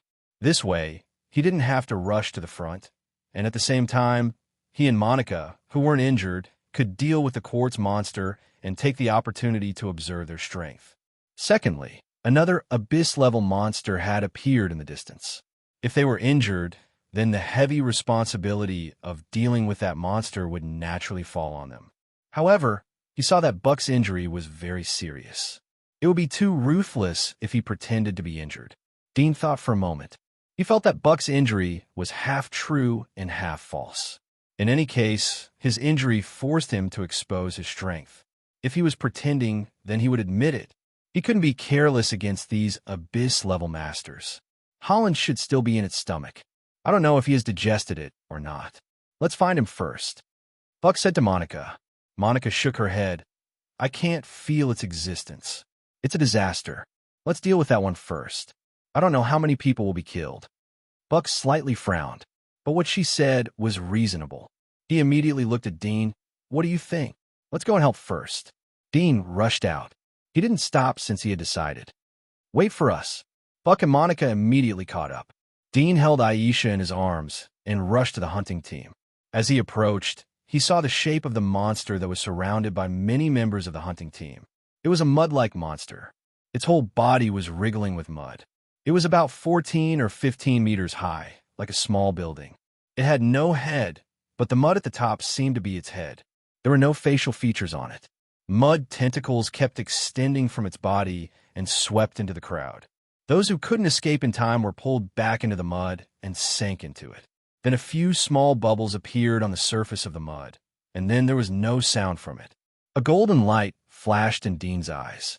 Through his X-ray vision, he saw that the body of the person who was pulled into the monster's body was quickly pierced by the mud.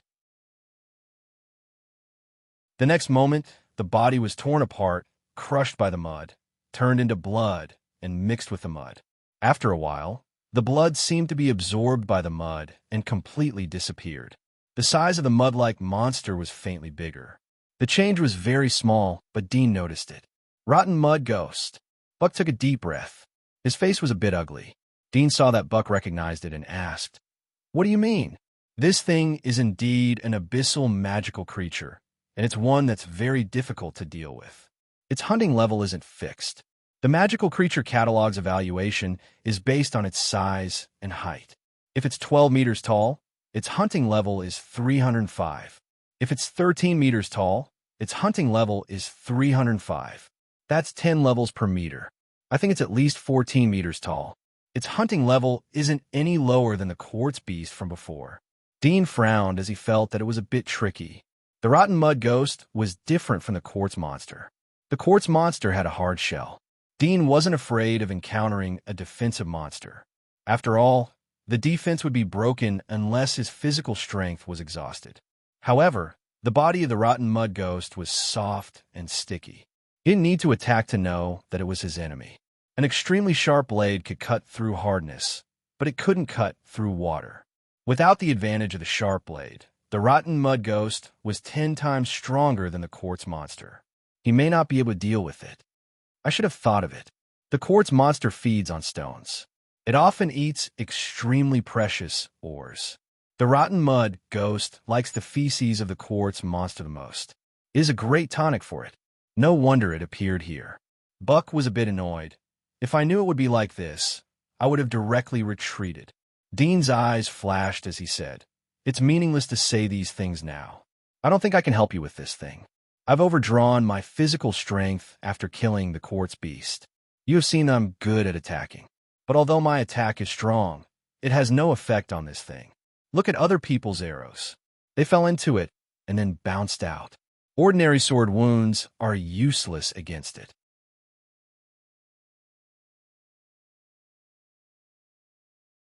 Chapter 906. All right, Dean nodded. He knew that they wouldn't be willing to fight seriously if they didn't make a move. While they were talking, more than a dozen people in the hunting group died one after another.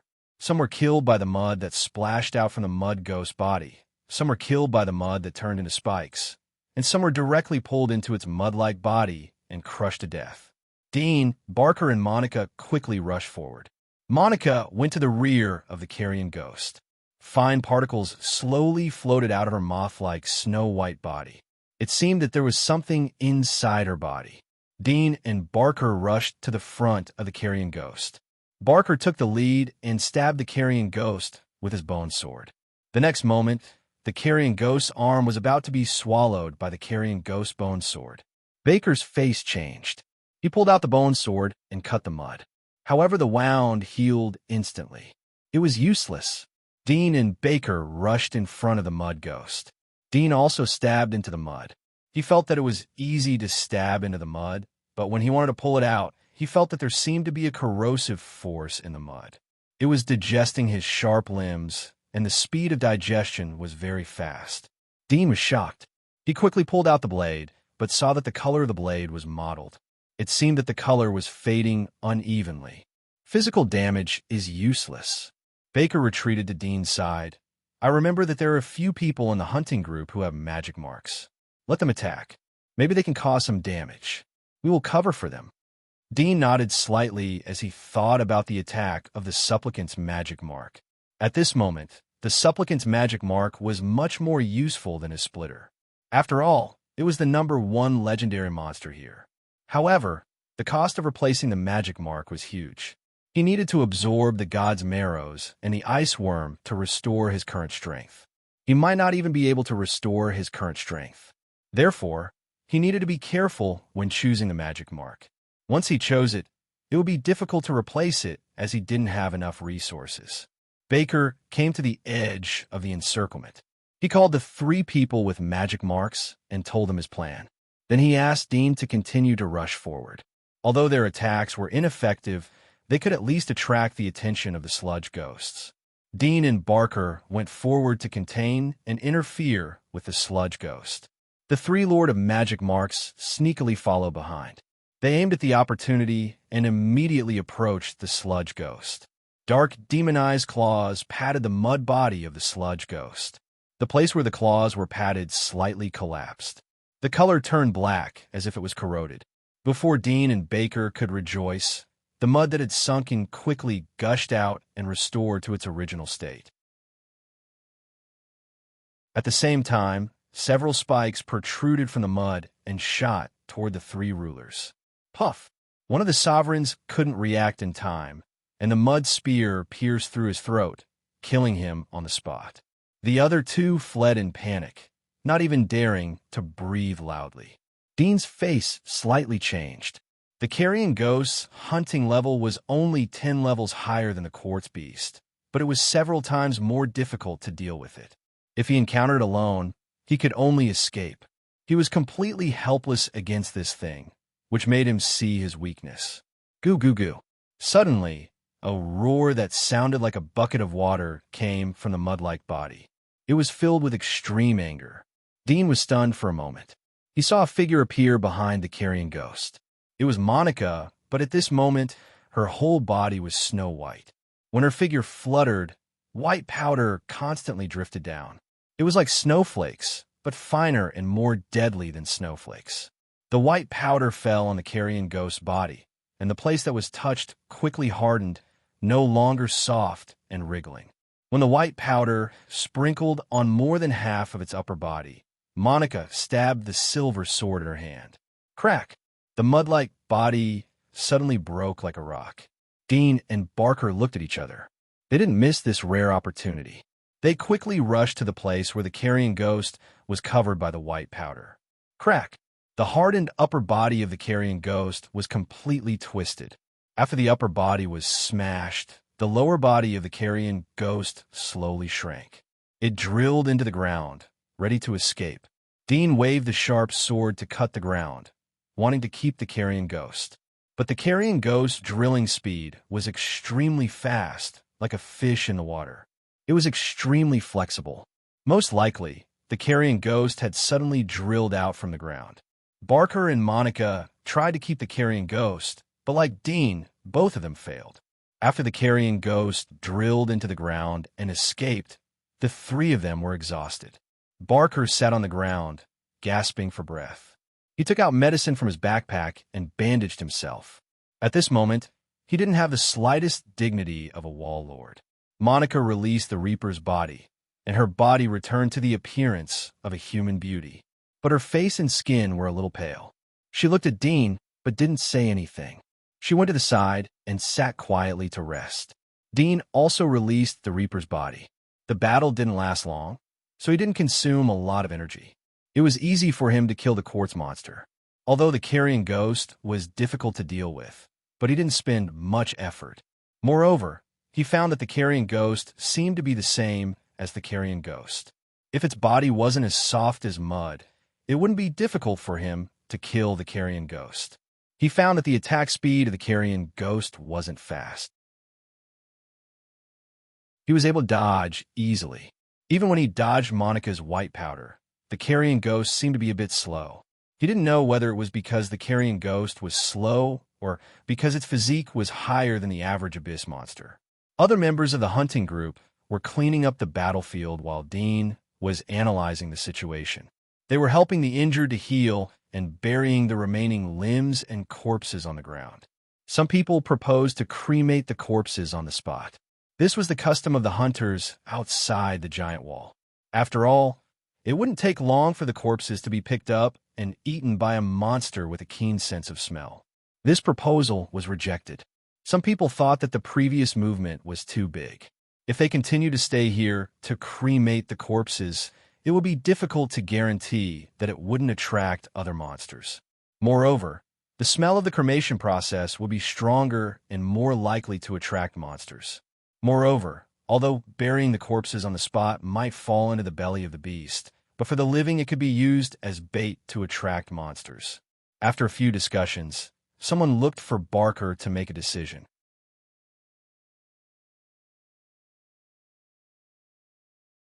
Chapter 907. Dean looked at Holland and saw that his body was covered with sticky yellow liquid. It was disgusting. It seemed to be the digestive fluid from the body of the quartz monster. He said, "You didn't die?" Dean had used his X-ray vision before. Unfortunately, he couldn't penetrate the body of the quartz monster, but he didn't see any reaction from Holland's heat source. He thought that something really happened to him. "Your luck is good. The battle has just ended and you have come." Monica glanced at Holiday, not surprised that he was still alive, and said with a slight sarcasm. Holland smiled. "I was almost adjusted. Fortunately, you killed that thing in time. The three of you are my benefactors. This seems to be a rotten ghost. Is it dead?" "It just died," Barkley replied. He was in no mood to pay attention to him. Dean saw that Monica and Barkley weren't surprised that Holland survived.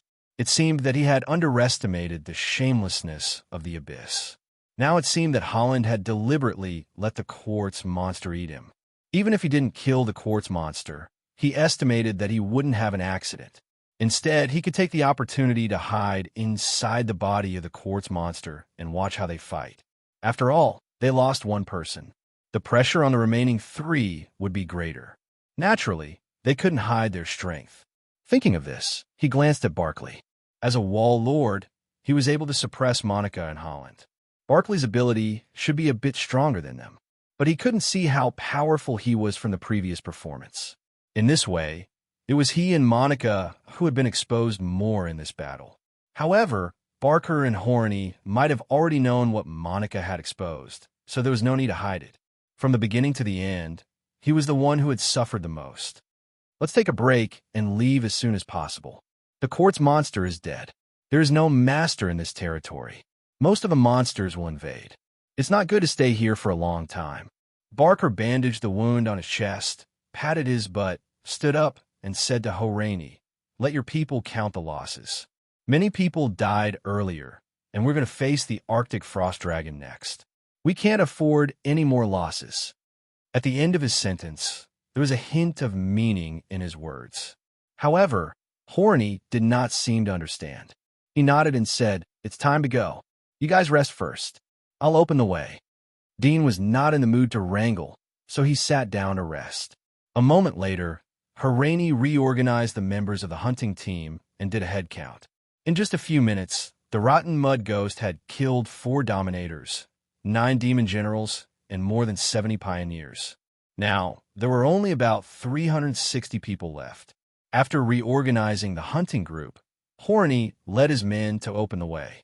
The area of the magic pit was very large, much larger than the other areas outside. According to Horny, it was about the size of 4 giant walls. It could easily accommodate hundreds of millions of people. Dean associated this concept with a sunken island country. He knew the scope of the Devil's Pit. Although the island country had a population of more than 100 million people, but the land area was very large. In fact, it could accommodate more people. The Devil's Pit was about half the size of the island country. They were still at the edge of the Devil's Pit. The ice lake was close to the central area. It was a long way. After half a day of travel, they encountered some Dominator-level monsters. Horny took the initiative to lead the team to kill them. There are not many warriors of the hunting group. After leaving the territory of the quartz monster, they encountered 2 abyss-level monsters. However, Monica sensed them in advance and avoided them. The sky was getting dark. Everyone was resting in a canyon. The whistling wind was like a monster's grin. It made people feel uneasy. In this nervous mood, everyone was holding their weapons and sleeping. They would wake up at any time. Holland and Monica were responsible for the night watch. Originally, Holland wanted to be polite, but he didn't expect Dean and Barkley to be polite. They immediately agreed. But he also knew that they were angry at him for avoiding the fight during the day, so he didn't care about anything. Moreover, even if he was asked to sleep, he didn't dare to sleep. From the battle with the quartz monster during the day, he guessed that Dean's magic mark should be a monster that was very good at fighting. It was not good at perception. It would be better to let a ruler guard the night instead of Dean.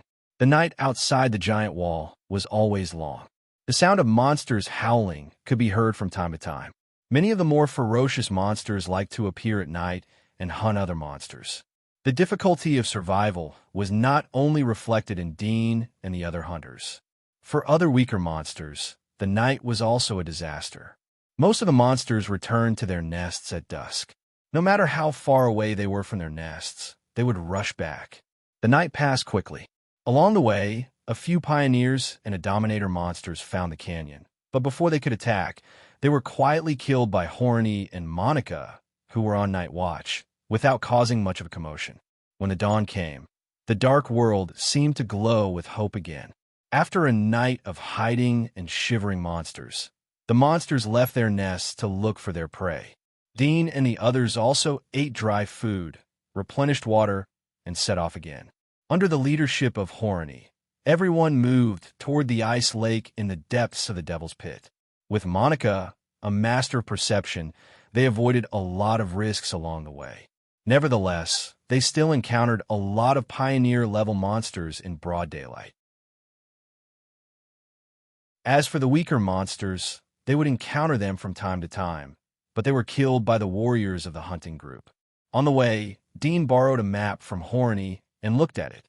When Horny pointed out their location on the map and the ice lake, Dean knew that they were still a long way from the ice lake. It would take at least 2 or 3 days. Marching for 2 or 3 days in the Devil's Pit was no less than suicide. Dean looked around at the warriors who were sitting on the ground to rest and massage their shoulders. There was a bit of pity in his heart. There weren't many people here who could go back alive. However, they still had hope. They thought that as long as there were several Abyss warriors, nothing would happen to them. Even if something happened, they would be the lucky ones to survive.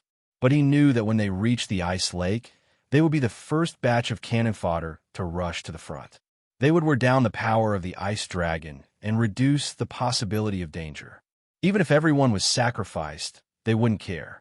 Because after getting the ice worm, Baker and the others would return to the giant wall at the fastest speed. They wouldn't stay in the Devil's Pit for a long time. After all, even the Abyss could die here. Regrettably, only he, who had reached the Abyss, could understand this. Others might have guessed it, but they could only sadly accept their fate or humble themselves with a trace of hope, begging for mercy. But the strong never show mercy. 2 days passed. Dean and Honeylay led the remaining 300 warriors of the hunting group to the ice forest outside the ice lake. In the past 2 days, they encountered 3 abyssal monsters. Although Monica and several other dominators and generals with strong perception were exploring the way, they still couldn't find the 3 abyssal monsters with strong lurking ability. The battle was inevitable. Fortunately, the abyssal monster was alone this time. Under the siege of several people, they spent a lot of effort to solve it. Dean was relatively low-key in the following battles. At the same time, he took the opportunity to observe the magic marks of Honeylay and the other two. He even deliberately exposed flaws in the battle to give the abyssal monsters the opportunity to attack. In his observation, Honeylay was good at using poison. At the same time, he had a strong perception ability. He could release poison from his mouth and the needles in his wings. The venom was extremely corrosive and toxic. It could easily corrode metal and rocks. One of the abyssal monsters was poisoned by Honeylay. Its body quickly decayed and its flesh peeled off. The scene was extremely cruel. In addition to hardening things into snow-white powder, Monica's magic marks could also bewitch the enemy and make them absent-minded. Dean deliberately made a mistake. He forced Monica to use this trick when the abyssal monster drilled out of the encirclement. Although it only stunned the abyssal monster for a moment, Dean still saw it. This made him pay special attention. This kind of ability was the most difficult to deal with. Dean didn't see much of Baker's ability. He only knew that Baker's bones healed quickly. This also convinced him that Baker deliberately injured himself in the previous battle. Moreover, he pretended to bandage his wounds. It was completely deceiving him. As Dean analyzed the abilities of the three in his mind, the three also set an impression of Dean's ability. Strong attack, sharp. No matter how strong the defense of the abyssal monster was, it was as fragile as a piece of paper under Dean's sharp blade. They tried their best to barely cause damage, but Dean's sharp blade could cut through them. This made the three quite afraid. Although they had their own abilities, and Dean may not be their opponent in a sneak attack, but in a head-on confrontation, Dean's ability was the most terrible. They couldn't compete with him at all. Even their weapons would be cut off. If Dean's fighting skills were high, coupled with this ability, he was simply a god of death. However, the three were glad that Dean's ability seemed to be relatively extreme. In addition to the sharp attack, he didn't show any other ability. Even his perception was very weak. While they were getting to know each other, they arrived at the snowy forest outside the frozen lake. It was May, and summer had just arrived, but it was still extremely cold here. The branches of the forest were covered in ice shards. Dean was surprised as he saw the snowy weather. This kind of thing was completely unscientific. It was not the North Pole where it was freezing in the summer. The climate outside the snow forest was relatively hot, but inside the forest, it was like entering another world. The reason why the North Pole was frozen all year round was because it was far from the sun, but here it was not the case. Be careful. The dragon may not always stay in the ice lake. It may come to this forest to look for food. Horny reminded the hunting group. Monica looked at the snowy forest curiously and said, "Is the influence of the Arctic frost dragon so big that even this place is frozen? This dragon has lived here for a long time. It is said that it has lived here for 40 or 50 years. Barkle knew more. He said in a low voice, "Because of it, the surrounding monsters have all been infected with a similar ice constitution. These monsters live in this forest, which is why the temperature here is so low. Be careful." Monica suddenly understood. Dean was surprised. Had lived here for 40 or 50 years. It was almost impossible to dominate a territory outside the giant wall for 40 or 50 years. Not to mention, this was the abyss. The ultra-high radiation in the abyss was constantly accelerating the mutation of the monsters. Every day, there would be a new overlord being born. The resources were limited. The new overlords would compete with the old overlords for territory. The loser would be swallowed. This was the law of survival outside the giant wall. How strong was this Arctic dragon to be able to guard this place for 40 or 50 years?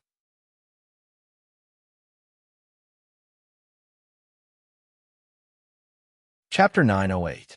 Dean made up his mind to retreat immediately if the situation was not good.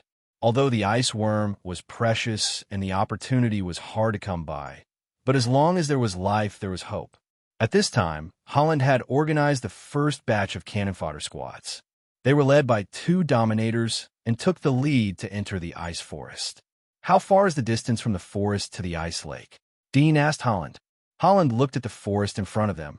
"It's not far if we go in a straight line. It's less than 80 miles.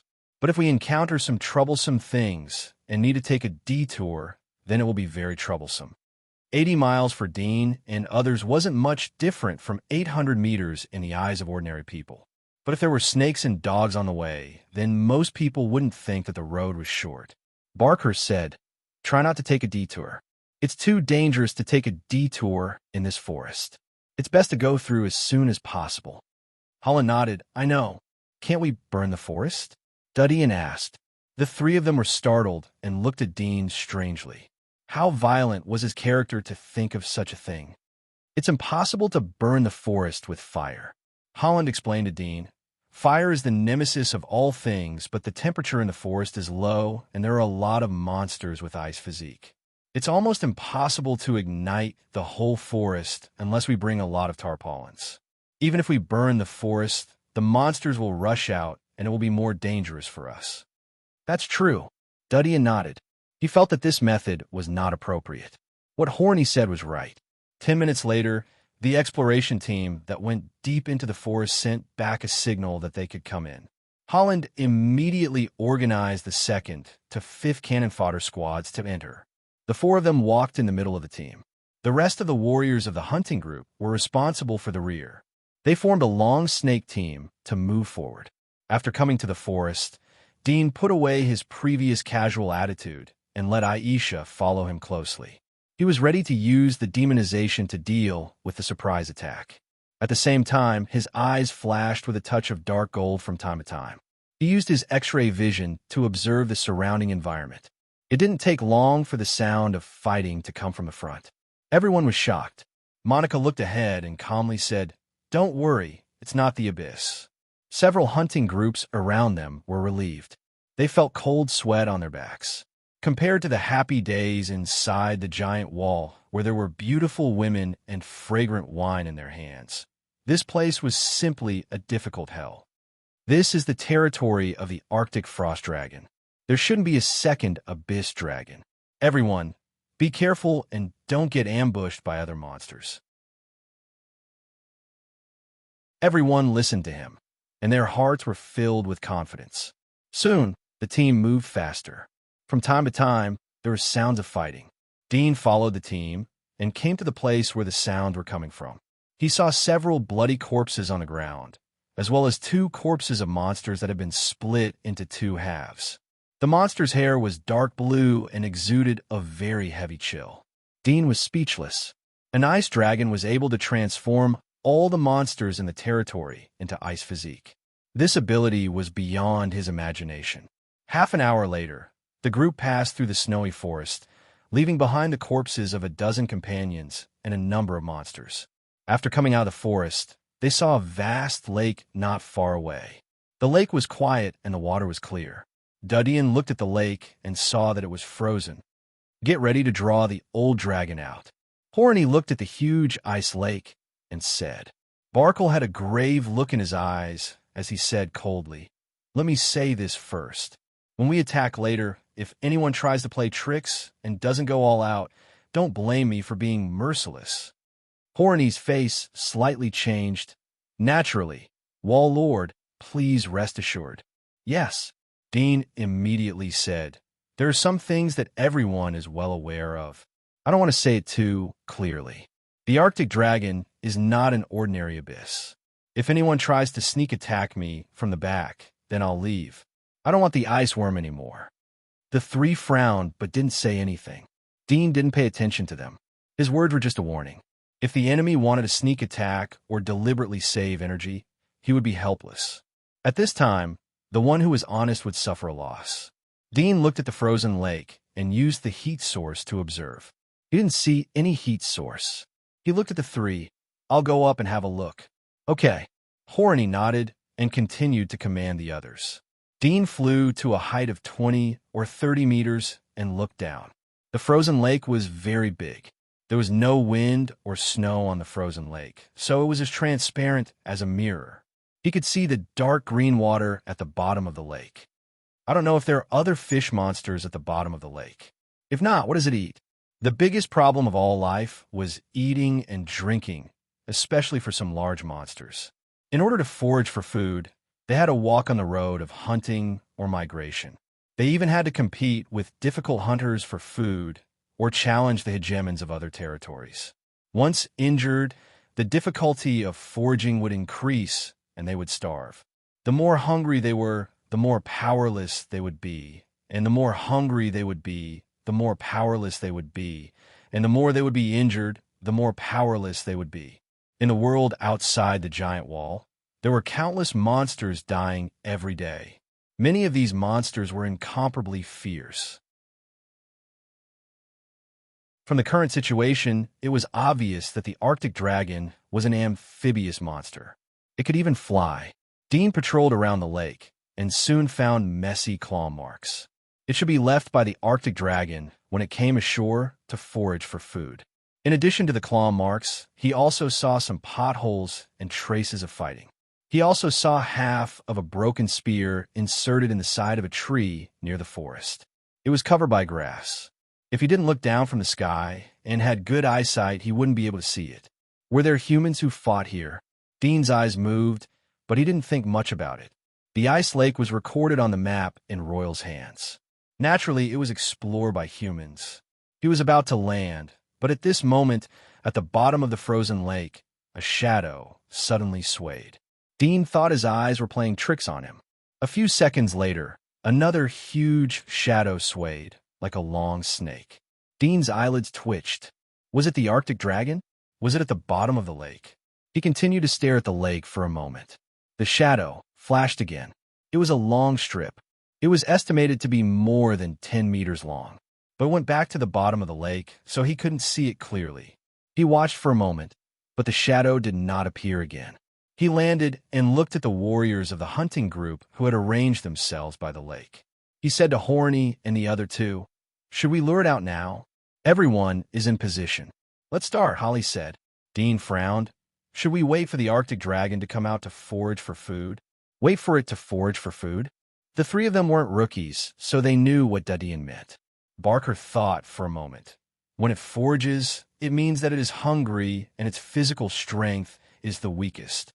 Naturally, it is the best time to make a move. However, we don't know how often it eats. These cold-blooded creatures often eat for half a month at a time. We can't wait that long for it to digest. Dean saw that they didn't know the eating pattern of the Arctic dragon. He said, "Let's get ready. I don't know if it is at the bottom of the lake or out to forage for food." Monica frowned. "If it is not at the bottom of the lake, then it will be alarmed by us. I just saw a shadow at the bottom of the lake. I don't know if it is the Arctic dragon or not, but I don't think there are any other monsters at the bottom of the lake." Dean said.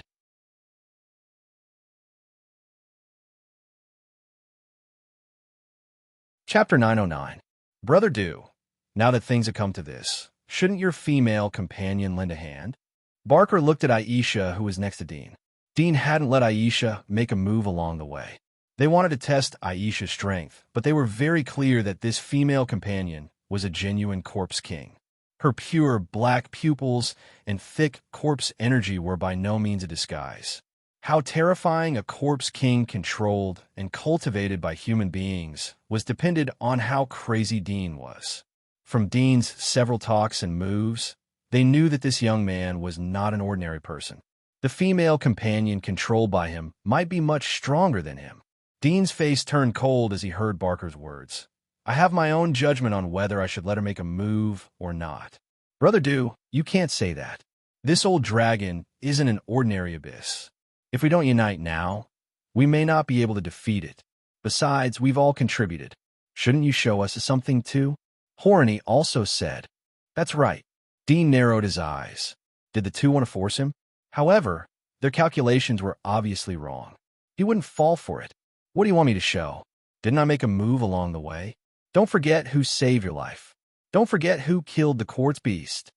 Horny's face stiffened. He coughed and looked at Monica and Barker. His meaning was obvious. "I have nothing to say. I can only leave it to you. Brother Dew, we know that you've put in a lot of effort as well. However, with just the four of us, we're the only ones who can deal with the extreme ice frost dragon. We've all put in a lot of effort for the sake of the extreme ice worm.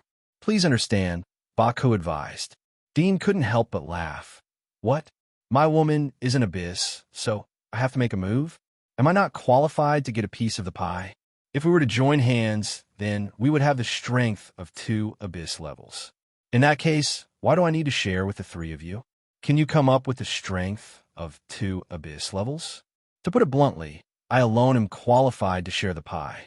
Don't tell me that the information about the ice worm belongs to you. No one knows about it. Since it has been made public, then it is meaningless. The faces of the 3 changed. They didn't expect Dean to turn hostile. But the 3 of them were experienced people, so they didn't care about Dean's attitude. Barker looked at Royal and pondered for a moment. If that's the case, then Brother Dean should ask your woman to help in case of crisis. It shouldn't be too much, right? Dudian indifferently said, "Of course. But I won't help if any of you are lazy. This isn't a joke. I'll be the first to withdraw if the situation goes wrong. It's best to assign tasks to each of us. We'll work together to kill the ice dragon, and then we'll discuss how to divide the ice worm. What do you think?" "I think so."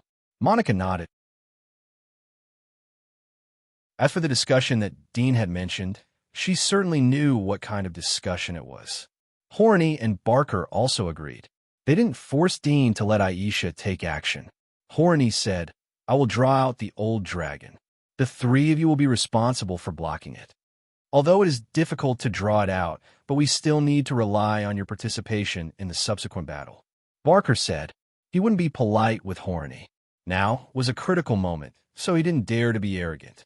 Horny frowned and looked unhappy, but in his heart he knew that he wouldn't let it go so easily. They discussed for a moment and finally decided on a plan. They assigned their respective tasks and responsibilities. Horny entered the demonic state after everything was ready. He flew up like a black crow and hovered in the air for a moment. Suddenly he whispered, "I see it." He swooped down and raised his hand to pull the bow, an arrow borrowed from the general. He aimed at the tranquil lake and shot the arrow. Whoosh! The arrow pierced through the lake and pierced into the lake. Although the penetrating power of the arrow was strong, the resistance of the water was stronger. Soon there was no sound. Dean and the others who were lying in ambush at the edge of the forest held their breath. Suddenly, a roar resounded from the ice lake and resounded for hundreds of miles. Bang! Bang! Bang! The ice on the surface of the lake was completely cracked. It was like a broken mirror that fell to the ground. A black shadow was thrown out from the lake and rolled towards Horny in the air. Horny was shocked and hurriedly dodged. The black shadow swept through the air and hit the lake like a whip, stirring up thousands of waves. These waves soared into the air but turned into ice. The next moment, there was another fierce roar from the bottom of the lake. All the water droplets that were about to fall and turn into ice rushed up like sharp thorns. They were like thousands of arrows that covered most of the sky. Horny's face changed. He hurriedly used his wings to protect his body and rose higher. Even so, when the ice droplets fell on his wings, he still felt the coldness and pain. He was horrified. Although he expected that the strength of the ice dragon was extraordinary, he didn't expect it to be so terrifying.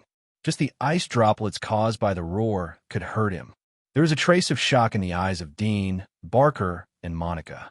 Although they weren't horny and didn't personally guard the lake, they were also experts and could see the door at a glance. This is by no means an ordinary abyss. Dean was shocked. At this time, a burst of white water suddenly shot out from the lake and hit Horny. Horny hurriedly dodged and at the same time once again increased his altitude and flew towards the lake. Roar! A dragon's roar resounded, and the lake water surged, washing the shore.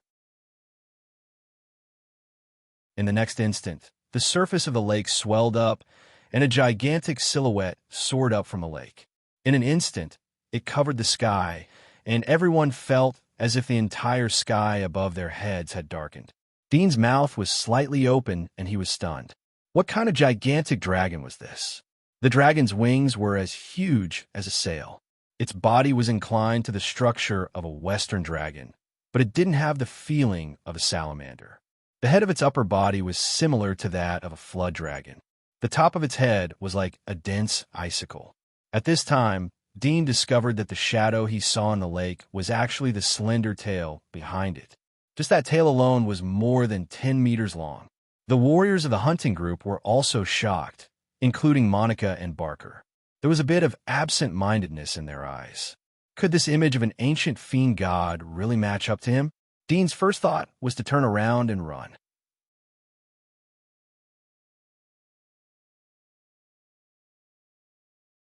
Chapter 9:10. The Arctic ice dragon flew out of the lake and chased after Harani. Before Harani could fly to the shore, it had already caught up with him. From the dragon's mouth, a cloud of white mist suddenly formed on Harani's body, and the speed at which his wings flapped slowed down. Holland was shocked and anxious. The thorns on his wings protruded as he shook off the frost and swooped towards the ground. But the speed of polar ice dragon was faster. Its claws fell from the sky and caught Holland. Holland was horrified as he struggled violently. The dragon's claws shrank and made cracking sounds. Holland's mouth overflowed with blood. "Save me. I can't hold it anymore." Dean and others who were ambushing in the forest were stunned by the scene. There was a trace of hesitation in Dean's eyes when he heard Holland's roar. He could see that Holland wasn't pretending this time. He was really panicking. The reason why he hesitated was that he was worried about the polar ice dragon. It took only a few seconds for Holland to capture Holland. He may not be able to resist such a force. At this time, his heart was beating the drums of retreat, although it sounded ridiculous. But the fact was that he was not a rookie. He could see the power of the polar ice dragon at a glance. It would be difficult to deal with it by relying on the few of them, let alone kill it, unless Baker and others had hidden strength beyond their imagination. While he was hesitating, Monica hurriedly whispered, "Let's restrain it. We can't wait any longer, or something will really happen to him." Baker's face was dignified. No one knew what he was thinking. After Monica finished, he looked at Dean. "What do you think?" Dean's heart moved as he looked at Baker. When he saw the indifference in Baker's eyes, he suddenly understood that the relationship between the Wall Lord and Holland and Monica wasn't as intimate as before. They were not in the same camp. Although he didn't say it, but Dean could see that he wanted to give up on Holland or continue to wait to force out Holland's cards. Monica saw that Dean and Barker didn't say anything. She immediately understood their thoughts. Her face slightly changed, but she didn't say anything. She looked up at Harani, who was caught in the claws of the ice dragon. Her eyes were deep. Harani roared twice, but there was no movement from the edge of the forest. Even his own guards didn't respond. His heart was angry, but at the same time, he was a bit cold. He no longer expected Dean to help him. When the cold from the dragon claw spread to his whole body, he fiercely clenched his teeth. A large amount of black mucus oozed out from the roots of the wings. It looked like a lot of black sweat. More and more mucus gushed out and stuck to the dragon claws. Suddenly, black smoke rose from the dragon claws that were as clear as ice. The next moment, Harani roared and broke free from the dragon claws. As soon as he broke free from the dragon's claws, he rushed into the forest. The previous black mucus seemed to be poisonous gas. As soon as it appeared, there was a strange smell in the air, which made his head a little dizzy. It seemed that this was one of Royal's cards. Although he knew that Royal was good at using poison, he did not expect the toxicity to be so terrible. Just smelling the smell would make him uncomfortable. It should be known that Royal's ability to resist poison was not weak. Most of the other pioneers would feel uncomfortable after smelling this smell. Roar! The polar ice dragon seemed to be angry. A large amount of cold air came out of its palm and froze the black mucus.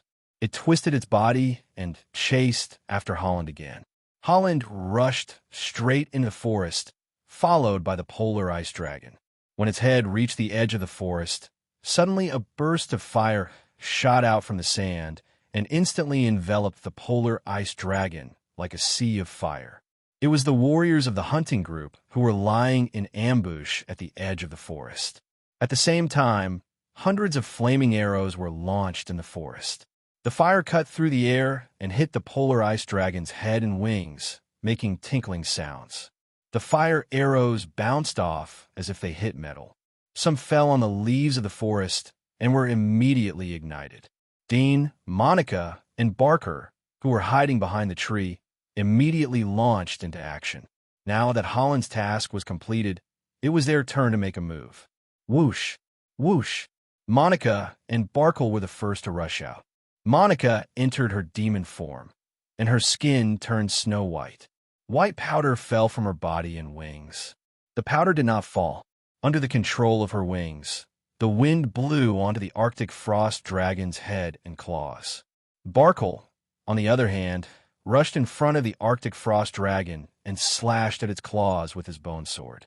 With a swoosh, the bone sword left a shallow mark on the dragon's claw. The huge recoil caused Baker's wrist to hurt. His pupils constricted slightly. It was only at this moment that he clearly realized that this Arctic frost dragon was even more terrifying than he had expected.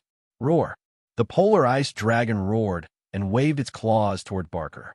Barker hurriedly dodged and avoided the dragon's claws. Dean had already rushed out and appeared at the side of the polar ice dragon. He quickly entered the demonic state and slashed towards the side of the polar ice dragon's abdomen. Ice Dragon, who was about to attack Baker, suddenly retracted its hand. It flapped its wings and soared into the sky. At the same time, it issued a loud and clear roar. It looked down at Dean. Its dark blue eyes were full of mania. It opened its mouth and spat out a large amount of cold air. Dean was startled, as he didn't expect the polar ice dragon to dodge his attack. He felt that the polar ice dragon's mood had suddenly become intense. It seemed that it was angered. He didn't dare to face the white frost and quickly descended. Damn! Barker's face turned ugly as he saw that Dean's sneak attack failed. He looked at Monica. It seems that your trick didn't work. Call Holland over. The three of us will contain it. Let Dean attack alone. Their previous plan was that Dean would attack while they would contain the polar ice dragon. After all, Dean's attack ability was stronger than any of them. Monica's ability was biased towards perception.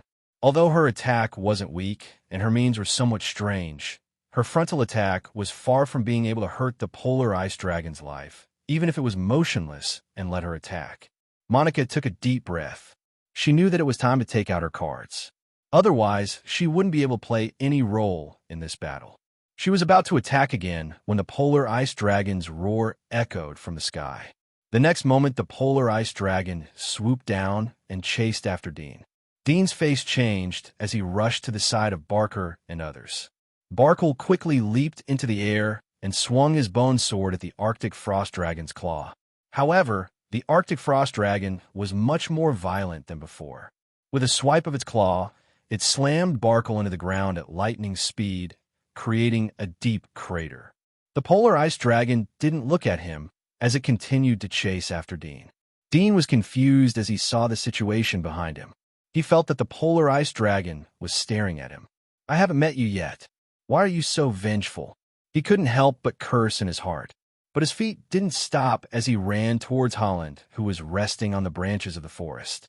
Holland's face turned black as he saw Dean rush towards him. He wanted to rest for a while. He wanted to force Dean and others to use their cards. The previous operation was beyond his expectations. He thought that he could smoothly lead the polar ice dragon to the edge of the forest and fall into the ambush. But the result was that he almost fell into the trap. The strength of the polar ice dragon was much stronger than he had imagined. It was by no means a level 372 monster. Help me contain it, Dean shouted as he saw Holland. Holland's mouth twitched, but he still got up and flew towards the polar ice dragon behind Dean. Roar! The polar ice dragon seemed to feel the threat as it saw Holland rushing towards it, but refused to stop and madly issued a high-pitched roar. The leaves rustled, and the next moment, the Arctic ice dragon opened its mouth and spat out a cloud of snow-white cold air. Horny, who bore the brunt of the attack, changed his expression and quickly dodged.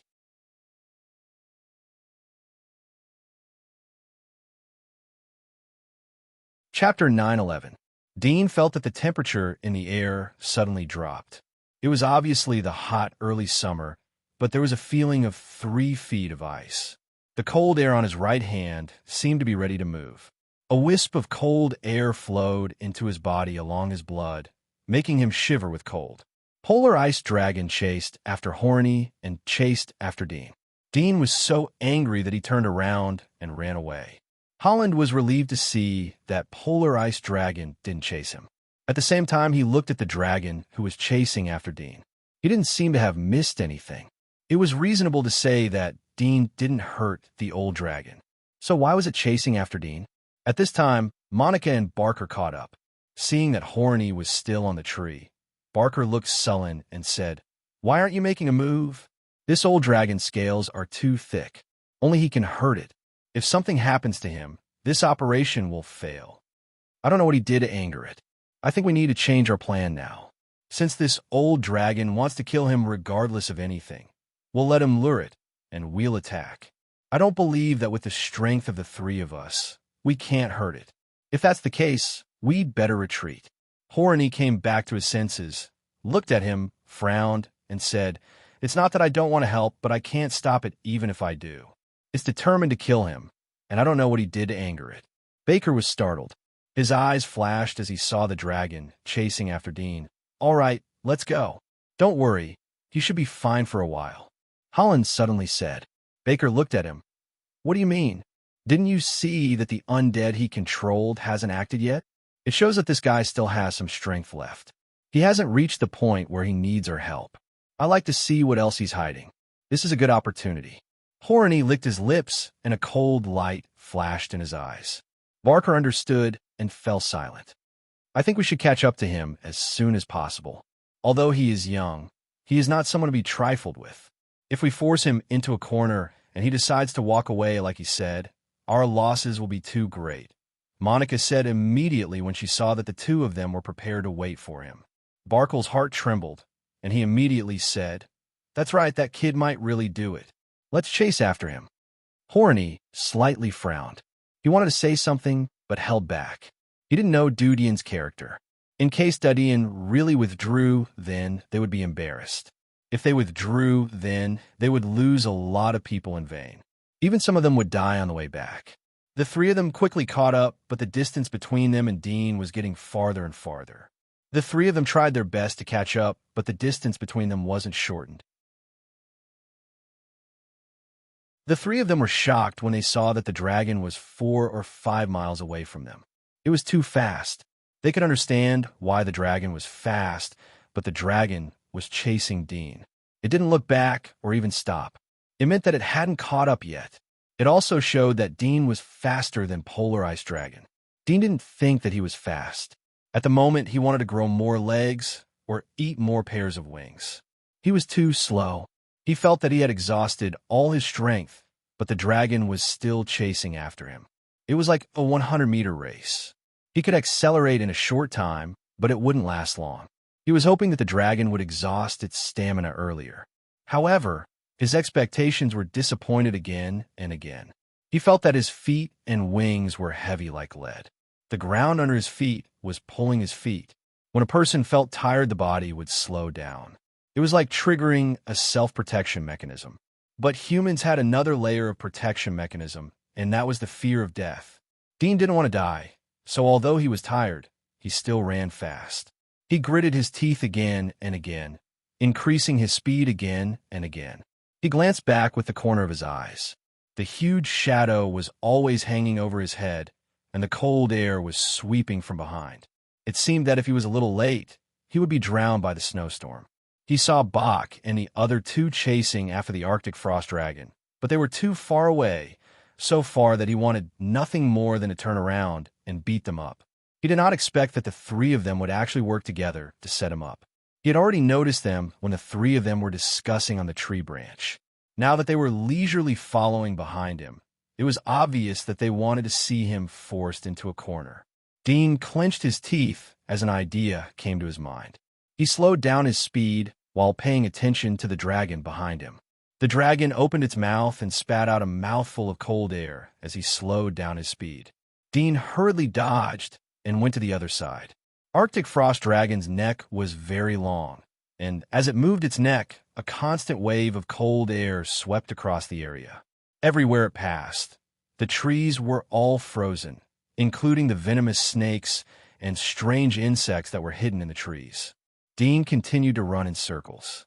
He found that the ice dragon's body would pause when it was spitting out cold air. Although it was still flying forward, but the speed was very slow. He didn't know if it was to control the cold air it was spitting out. The cold air swept around but didn't touch Dean. The dragon roared and rushed towards Dean. Dean hurriedly jumped down from the tree branch and landed on the forest ground. He turned and ran. Bang! Bang! The sound of trees breaking echoed. The wings of the dragon were like two huge metal knives that destroyed all the trees.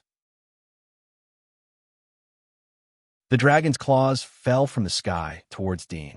Dean's face changed as he rushed forward for 20 or 30 meters. He felt the ground shake behind him. It was the sound of the dragon's claws hitting the ground. He turned around and rushed towards Royal and others. The three of them saw the direction Dean was running in. They knew what Dean was thinking. They cursed in their hearts, but still rushed forward. "Hurry up!" Dean shouted as he sprinted again. Roar! The Arctic frost dragon landed in the middle of the forest and strode forward, causing the forest to rumble with every step. The monsters that were hiding in the forest all scattered in all directions. There were no zombies here, and any monster could feel the terrifying aura of the Arctic ice dragon. Holland was flying a little faster than Monica and Barker. He looked at Dudian, who was running towards him. He was about to open his mouth, but Dudian didn't seem to see him. He ran straight past him and headed towards the lake. Royal's face darkened. The next moment, his whole figure was shrouded in shadow. The dragon looked at the three people in front of it. It looked up to the sky and roared. A large amount of cold air appeared on its scales. Buck's eyes narrowed as he pulled out his sword. Amidst the hazy cold air, countless ice arrows suddenly shot out in all directions. The three's expressions changed, and they hurriedly brandished their weapons to block the ice arrows. However, the strength of the ice arrows was too great, and after continuously blocking them, the weapons in their hands were frozen by the ice arrows, and there were even traces of cracks appearing. "Damn, we can't stop it." Horny gritted his teeth as he glanced at Dean. He was so angry that he almost died. He saw that Dean had already disappeared. He didn't have any intention to attack the ice dragon. Barker waved his bone sword in a circle, but he still missed a few ice arrows and was stabbed in the shoulder. He pulled the sword out with a backhand, but there was no blood on the wound. His face was solemn as he shouted, "Let's retreat to the lake first and let the hunting team exhaust the enemies. It's too difficult for the three of us." Helene could not wait for him to say that, so he immediately turned around and ran. Roar! At this moment, the Arctic ice dragon, whose entire body was shrouded in ice fog, let out a long roar. With a swoosh, dozens of sharp ice thorns shot out from the ice fog. They swept over like vines and instantly arrived in front of Horny. Horny's pupils shrank, and his body hurriedly dodged, but there were too many ice thorns. He dodged 4, but was pierced in the chest by the 5th, and his whole body was nailed to the forest. Not good. Buck's face changed as he quickly retreated. The swarming icicles seemed to be too far away and stopped in front of Barkle. The next moment, the ice mist slowly dissipated, and the figure of the Arctic frost dragon appeared once again. As soon as it appeared, Barkle and Monica were stunned, and their faces instantly turned pale. At this moment, Arctic frost dragon's appearance had changed greatly. Although its body still retained its dragon form, snake-like ice tentacles had grown all over its body. They were wriggling softly like fur. Whoosh! Buck came back to his senses. He turned around and ran away without looking back. Monica heard the commotion and woke up with a start. She quickly ran behind Buckle. The dragon's roar came from behind again. Buck looked back and saw that the ice thorn that had nailed Royal to the ground had been lifted. It had actually pierced through Royal's body.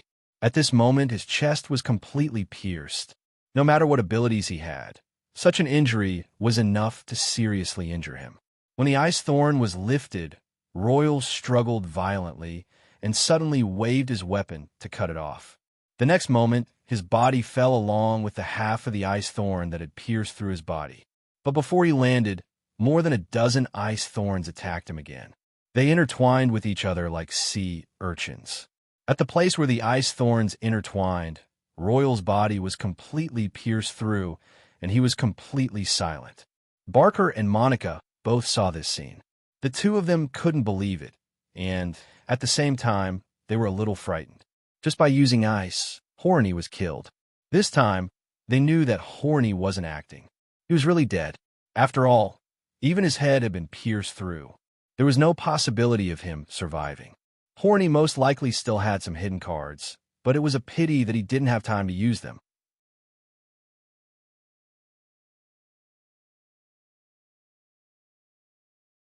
Chapter 9:12. Dean noticed the situation in the rear. His heart turned cold as he saw Holland was killed by the dragon. How long has it been since they lost a member of the Abyss team? So far, they haven't even confronted the dragon. Run.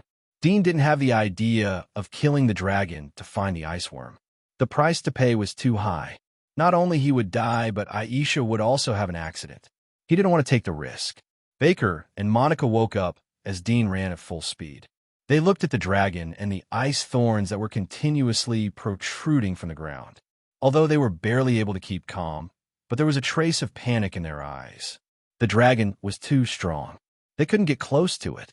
Now it could control the cold air to turn into ice and attack from a distance. The key point was that its speed was very fast. Their eyes could barely catch the shadow of the ice thorns. It didn't take long for Dean to reach the lake.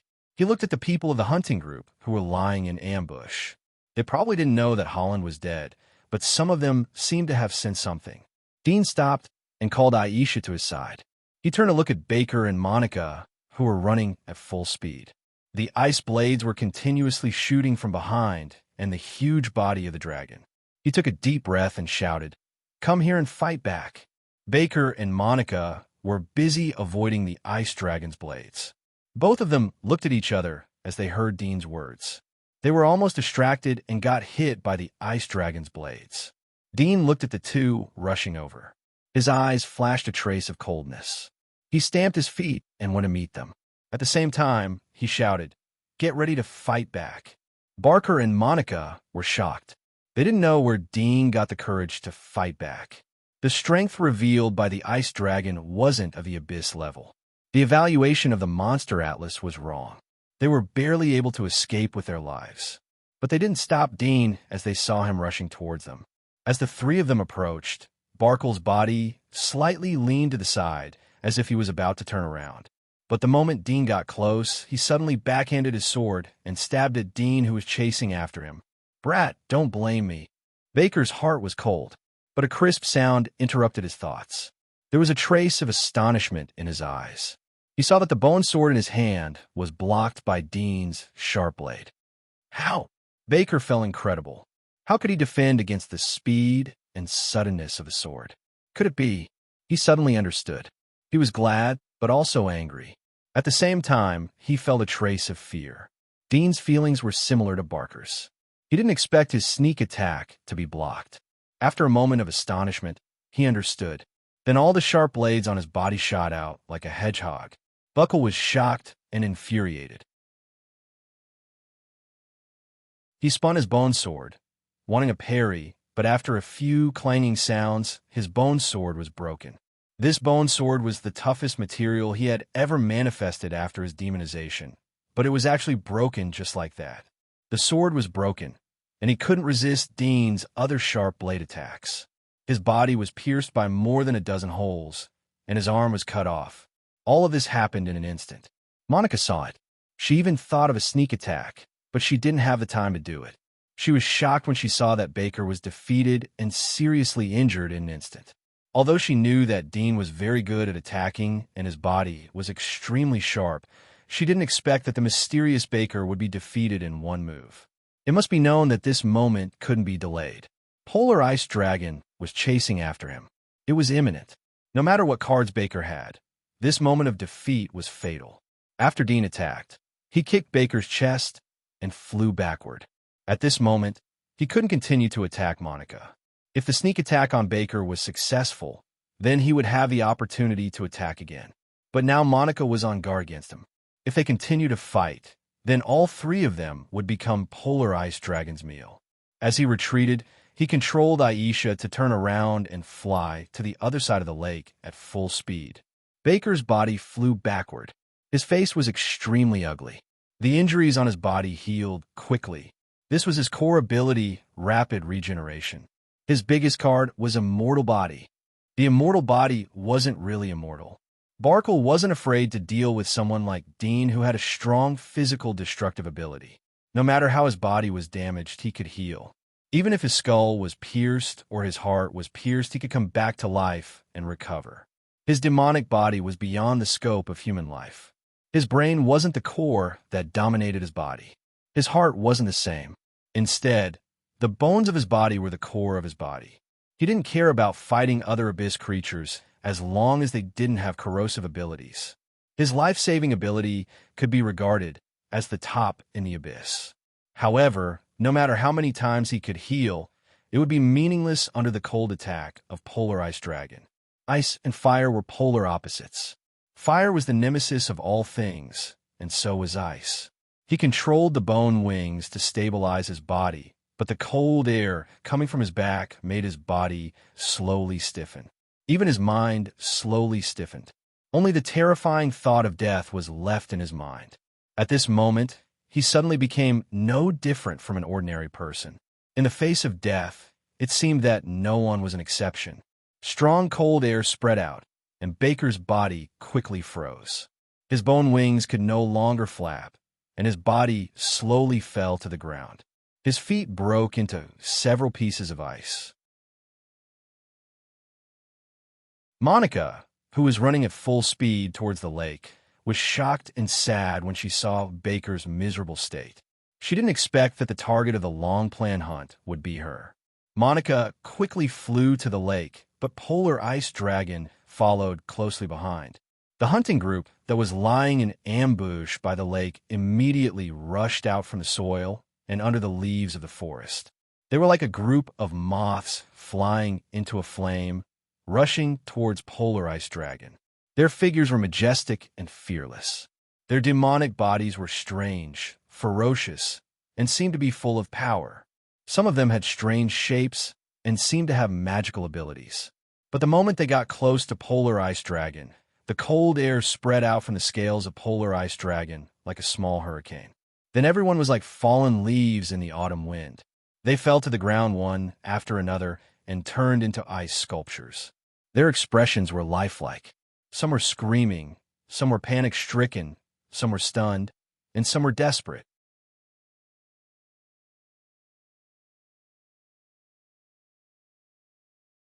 Chapter 9:13.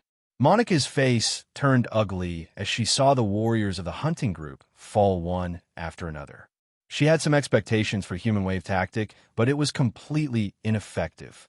Although she knew that the human wave tactic was useless in the face of a real monster. But the warriors of the hunting group were not ordinary soldiers. The weakest of them was at the level of 10,000 killer. Moreover, there was a dominator leading them. Even if they were surrounded by so many people, they may not be able to escape. But the strength of the Arctic Dragon was beyond her expectations, and its ability just happened to restrain the crowd tactics. In addition, Horny was dead, and Barker was frozen into an ice sculpture. The only ones left were her, Dean, and the Corpse King under Dean's control. Now that things had come to this, she naturally wouldn't seek cooperation with Dean anymore. Previously, Dean had taken the risk to counterattack and forced Baker into a desperate situation. She felt that if Baker didn't have the same thoughts, she would have been the next target after Dean's sneak attack was sure to succeed. The reason why Dean took the opportunity to get rid of them was obvious. His purpose was the power within the giant wall. If she and Holland were to die, then no one in the giant wall would be able to match Dean. She didn't know how many years would pass before the kingdom of God would know about Baker's death. Her first thought was to rush back to the giant wall. She didn't have any extravagant hope for Arctic Worm. She only hoped that she could return to the giant wall first and stabilize the situation. Then she could cooperate with the temple to resist Dean's invasion. Thinking of this, her figure flew over the lake and looked at the back of Dean and Aisha. Her eyes flashed, and she suddenly turned around and flew away. While Monica was flying in the other direction, Arctic Dragon rushed out of the encirclement of the warriors of the hunting group. It roared angrily and soared into the sky. Its huge wings turned into a shadow that swept across the lake like a pair of scissors. It didn't chase after Monica, but went in the direction of Dean, who had already disappeared. Behind the Arctic Dragon, the remaining warriors of the hunting group held their weapons and stayed where they were, not daring to chase after it. The ground around them was littered with broken ice and corpses. They were the companions they had been chatting with before, but in the blink of an eye, they were separated by life and death. Although the warriors of the hunting party had slow reactions, they knew by now that the so-called encirclement was a complete joke. From the very beginning, they had been hunted down and slaughtered by the Arctic Frost Dragon. The few Abyss warriors that they had pinned their hopes on had not been able to do anything at all. All they cared about was running for their lives. When Monica's figure completely disappeared into the forest, everyone knew that they had been abandoned. Everyone's expressions were miserable. Some were resentful, some were in despair, some were in tears, and some knelt on the ground and begged. In the depths of the Devil Abyss, they did not have the protection of the Abyss. Staying here meant death, and returning also meant death. Dean and Aisha quickly moved forward in the snow forest. Along the way, they met a lot of monsters with ice physique. These monsters didn't emit any heat source. They were integrated with the forest. When Dean got close, some monsters would attack him. But before they could touch Dean, they would be pierced by his sharp limbs or directly cut into two halves. Dean's face slightly changed. He used the horn on the top of his head to look back. He saw the huge body of the Arctic Dragon flying in the air. The trees in the forest along the way were bent by the strong wind. The dragon's roar was mixed with anger and murderous intent. Dean could clearly feel the killing intent of the old dragon. Dean wasn't aware of it when it chased him for the first and second time. But now the Arctic Dragon was relentlessly chasing him. It completely ignored the others, as if it had a deep hatred towards him. He could basically guess the reason why it was attracted to him. In addition to the difference between the magic marks and the other three, there was only one difference. He had the flesh and blood of origami in his body. Although he couldn't control this power, but the light golden color of the demon's blade was enough to show that the power of the origami had penetrated into every part of his body. He knew that the origami was guarding the giant wall, which had a deterrent effect on the abyss. At the same time, the flesh and blood of the origami would also attract some powerful monsters. These monsters didn't know the horror of the flesh and blood of the origami, so they would be attracted to it. It was very likely that the Arctic Dragon was attracted by the smell of the flesh and blood of origami. Dean was depressed and powerless. He couldn't cover up or get rid of the flesh and blood of origami in his body. It meant that he would be chased by the Arctic Dragon until it didn't want to chase him anymore. But where was the bottom line of the dragon? Dean desperately ran out of the forest. He only hoped that it would stop after he got out of the forest. The dragon's roar was getting closer and closer. It seemed that it was above Dean's head. The sound shocked the surroundings. All the monsters in the nearby forest fled. It saved Dean a lot of trouble. Dean felt the light above his head dimmed. He looked up and saw that the Arctic Dragon had caught up to him. Dean's face changed. He used all his strength to run, but still couldn't change the fact that the distance between them was getting closer. The Arctic Dragon was faster than before. Roar! A dragon's roar rang out as the Arctic Ice Dragon opened its mouth and spat out a cloud of frigid air. Dean's pupils shrank. The range of the cold air was too wide. He quickly braked, but it was too late to escape. The cold air could freeze Baker, so naturally it could also freeze him. Once he was frozen, then he would be completely finished. Aisha. Dean clenched his teeth and quickly shook the bell. The bell rang at a very high frequency. Aisha, who had been silently following behind Dean, suddenly had a trace of bloodthirst in her eyes. The veil on her cheeks fluttered without any wind. Her body changed rapidly, and the bones in her whole body made cracking sounds. In the blink of an eye, she turned into a dragon-shaped monster. Her whole body was covered with flame-like red scales, and white spikes protruded from her spine. Her beautiful cheeks were covered with dragon scales and veins. She raised her head to look at the cold air descending from the sky, only to see that the snow-white trees were touched by the cold air, immediately making cracking sounds as they froze. Under the strong wind caused by the flapping of the dragon wings, some of the tree tips were broken and fell into pieces of ice. Roar! Aisha roared at the sky. Her voice was hoarse. It was somewhat similar to the roar of the Arctic dragon. A thick red light emerged from Aisha's chest to her neck. It seemed to contain a flame. She opened her mouth and spat out a magma-like flame towards the cold air. In an instant, the cold air was pierced and the flame was quickly annihilated.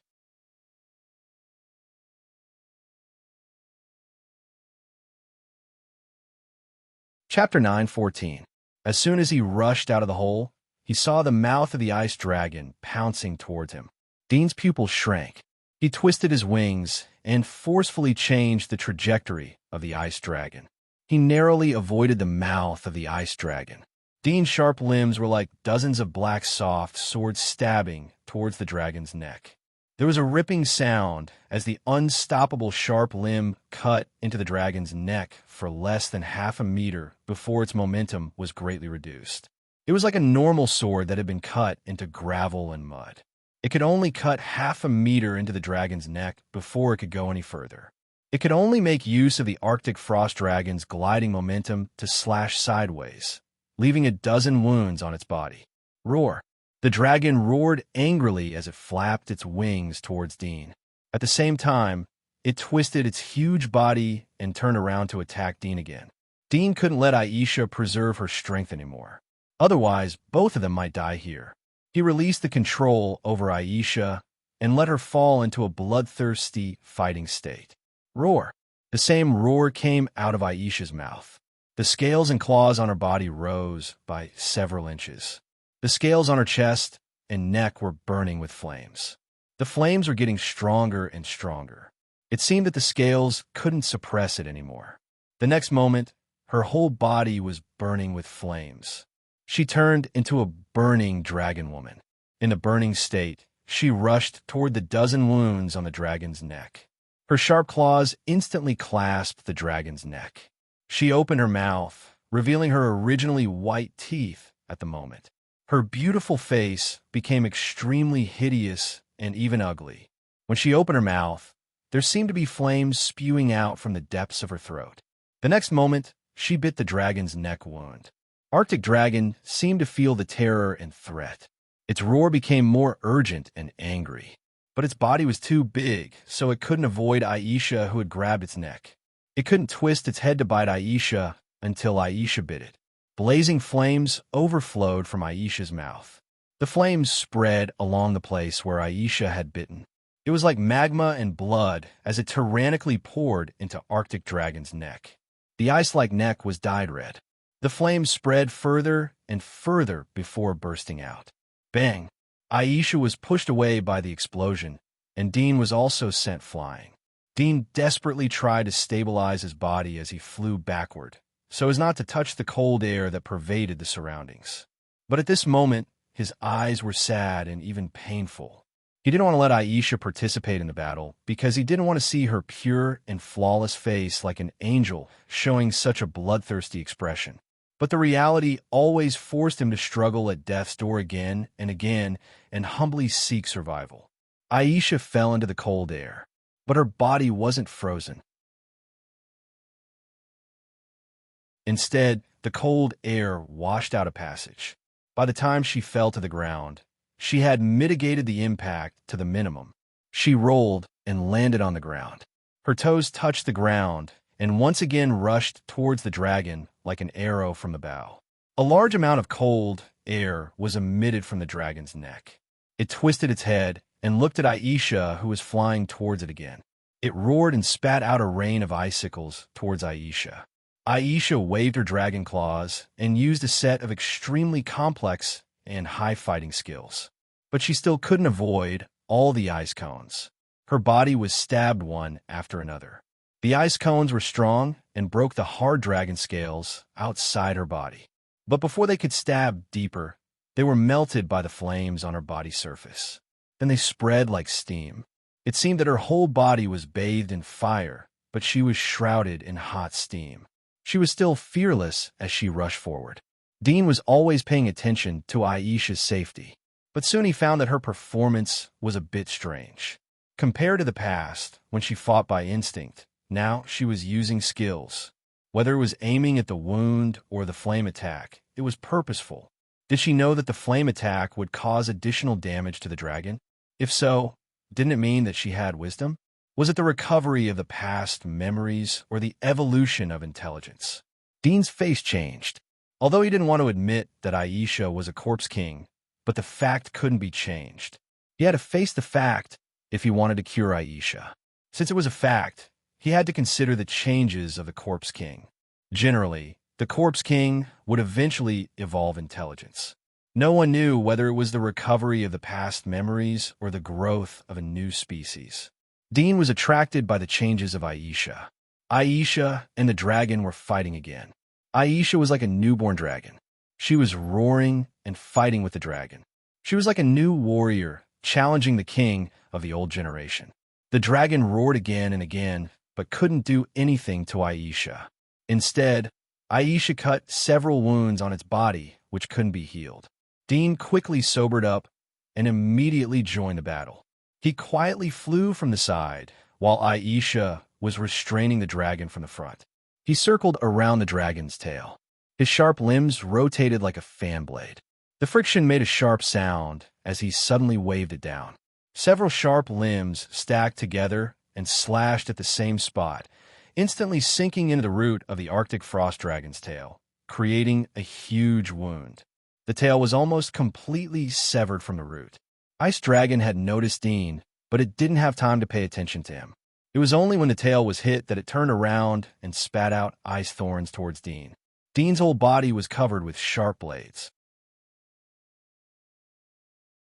It seemed that there were countless swords parrying the ice thorns, blocking them, splitting them, or flicking them away.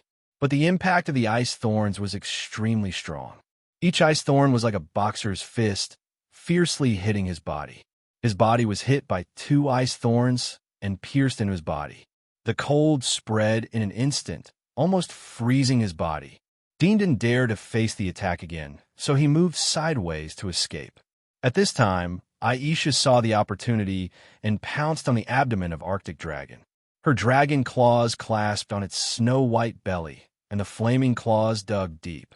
She opened her mouth to bite, and the sharp blades on her back were erected. Dragon scales grew on her wings, and they were all vertical, making the wingtips as sharp as a sharp knife.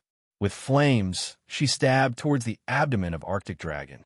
Arctic Dragon looked up and roared in pain. Its claws patted Aisha's body.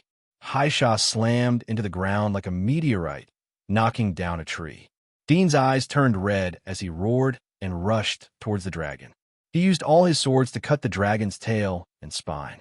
In the blink of an eye, hundreds of fine wounds were left on the dragon's body. You're tuning into the Warrior Lore YouTube channel. Don't forget to subscribe and join us on this journey to catch the most captivating stories.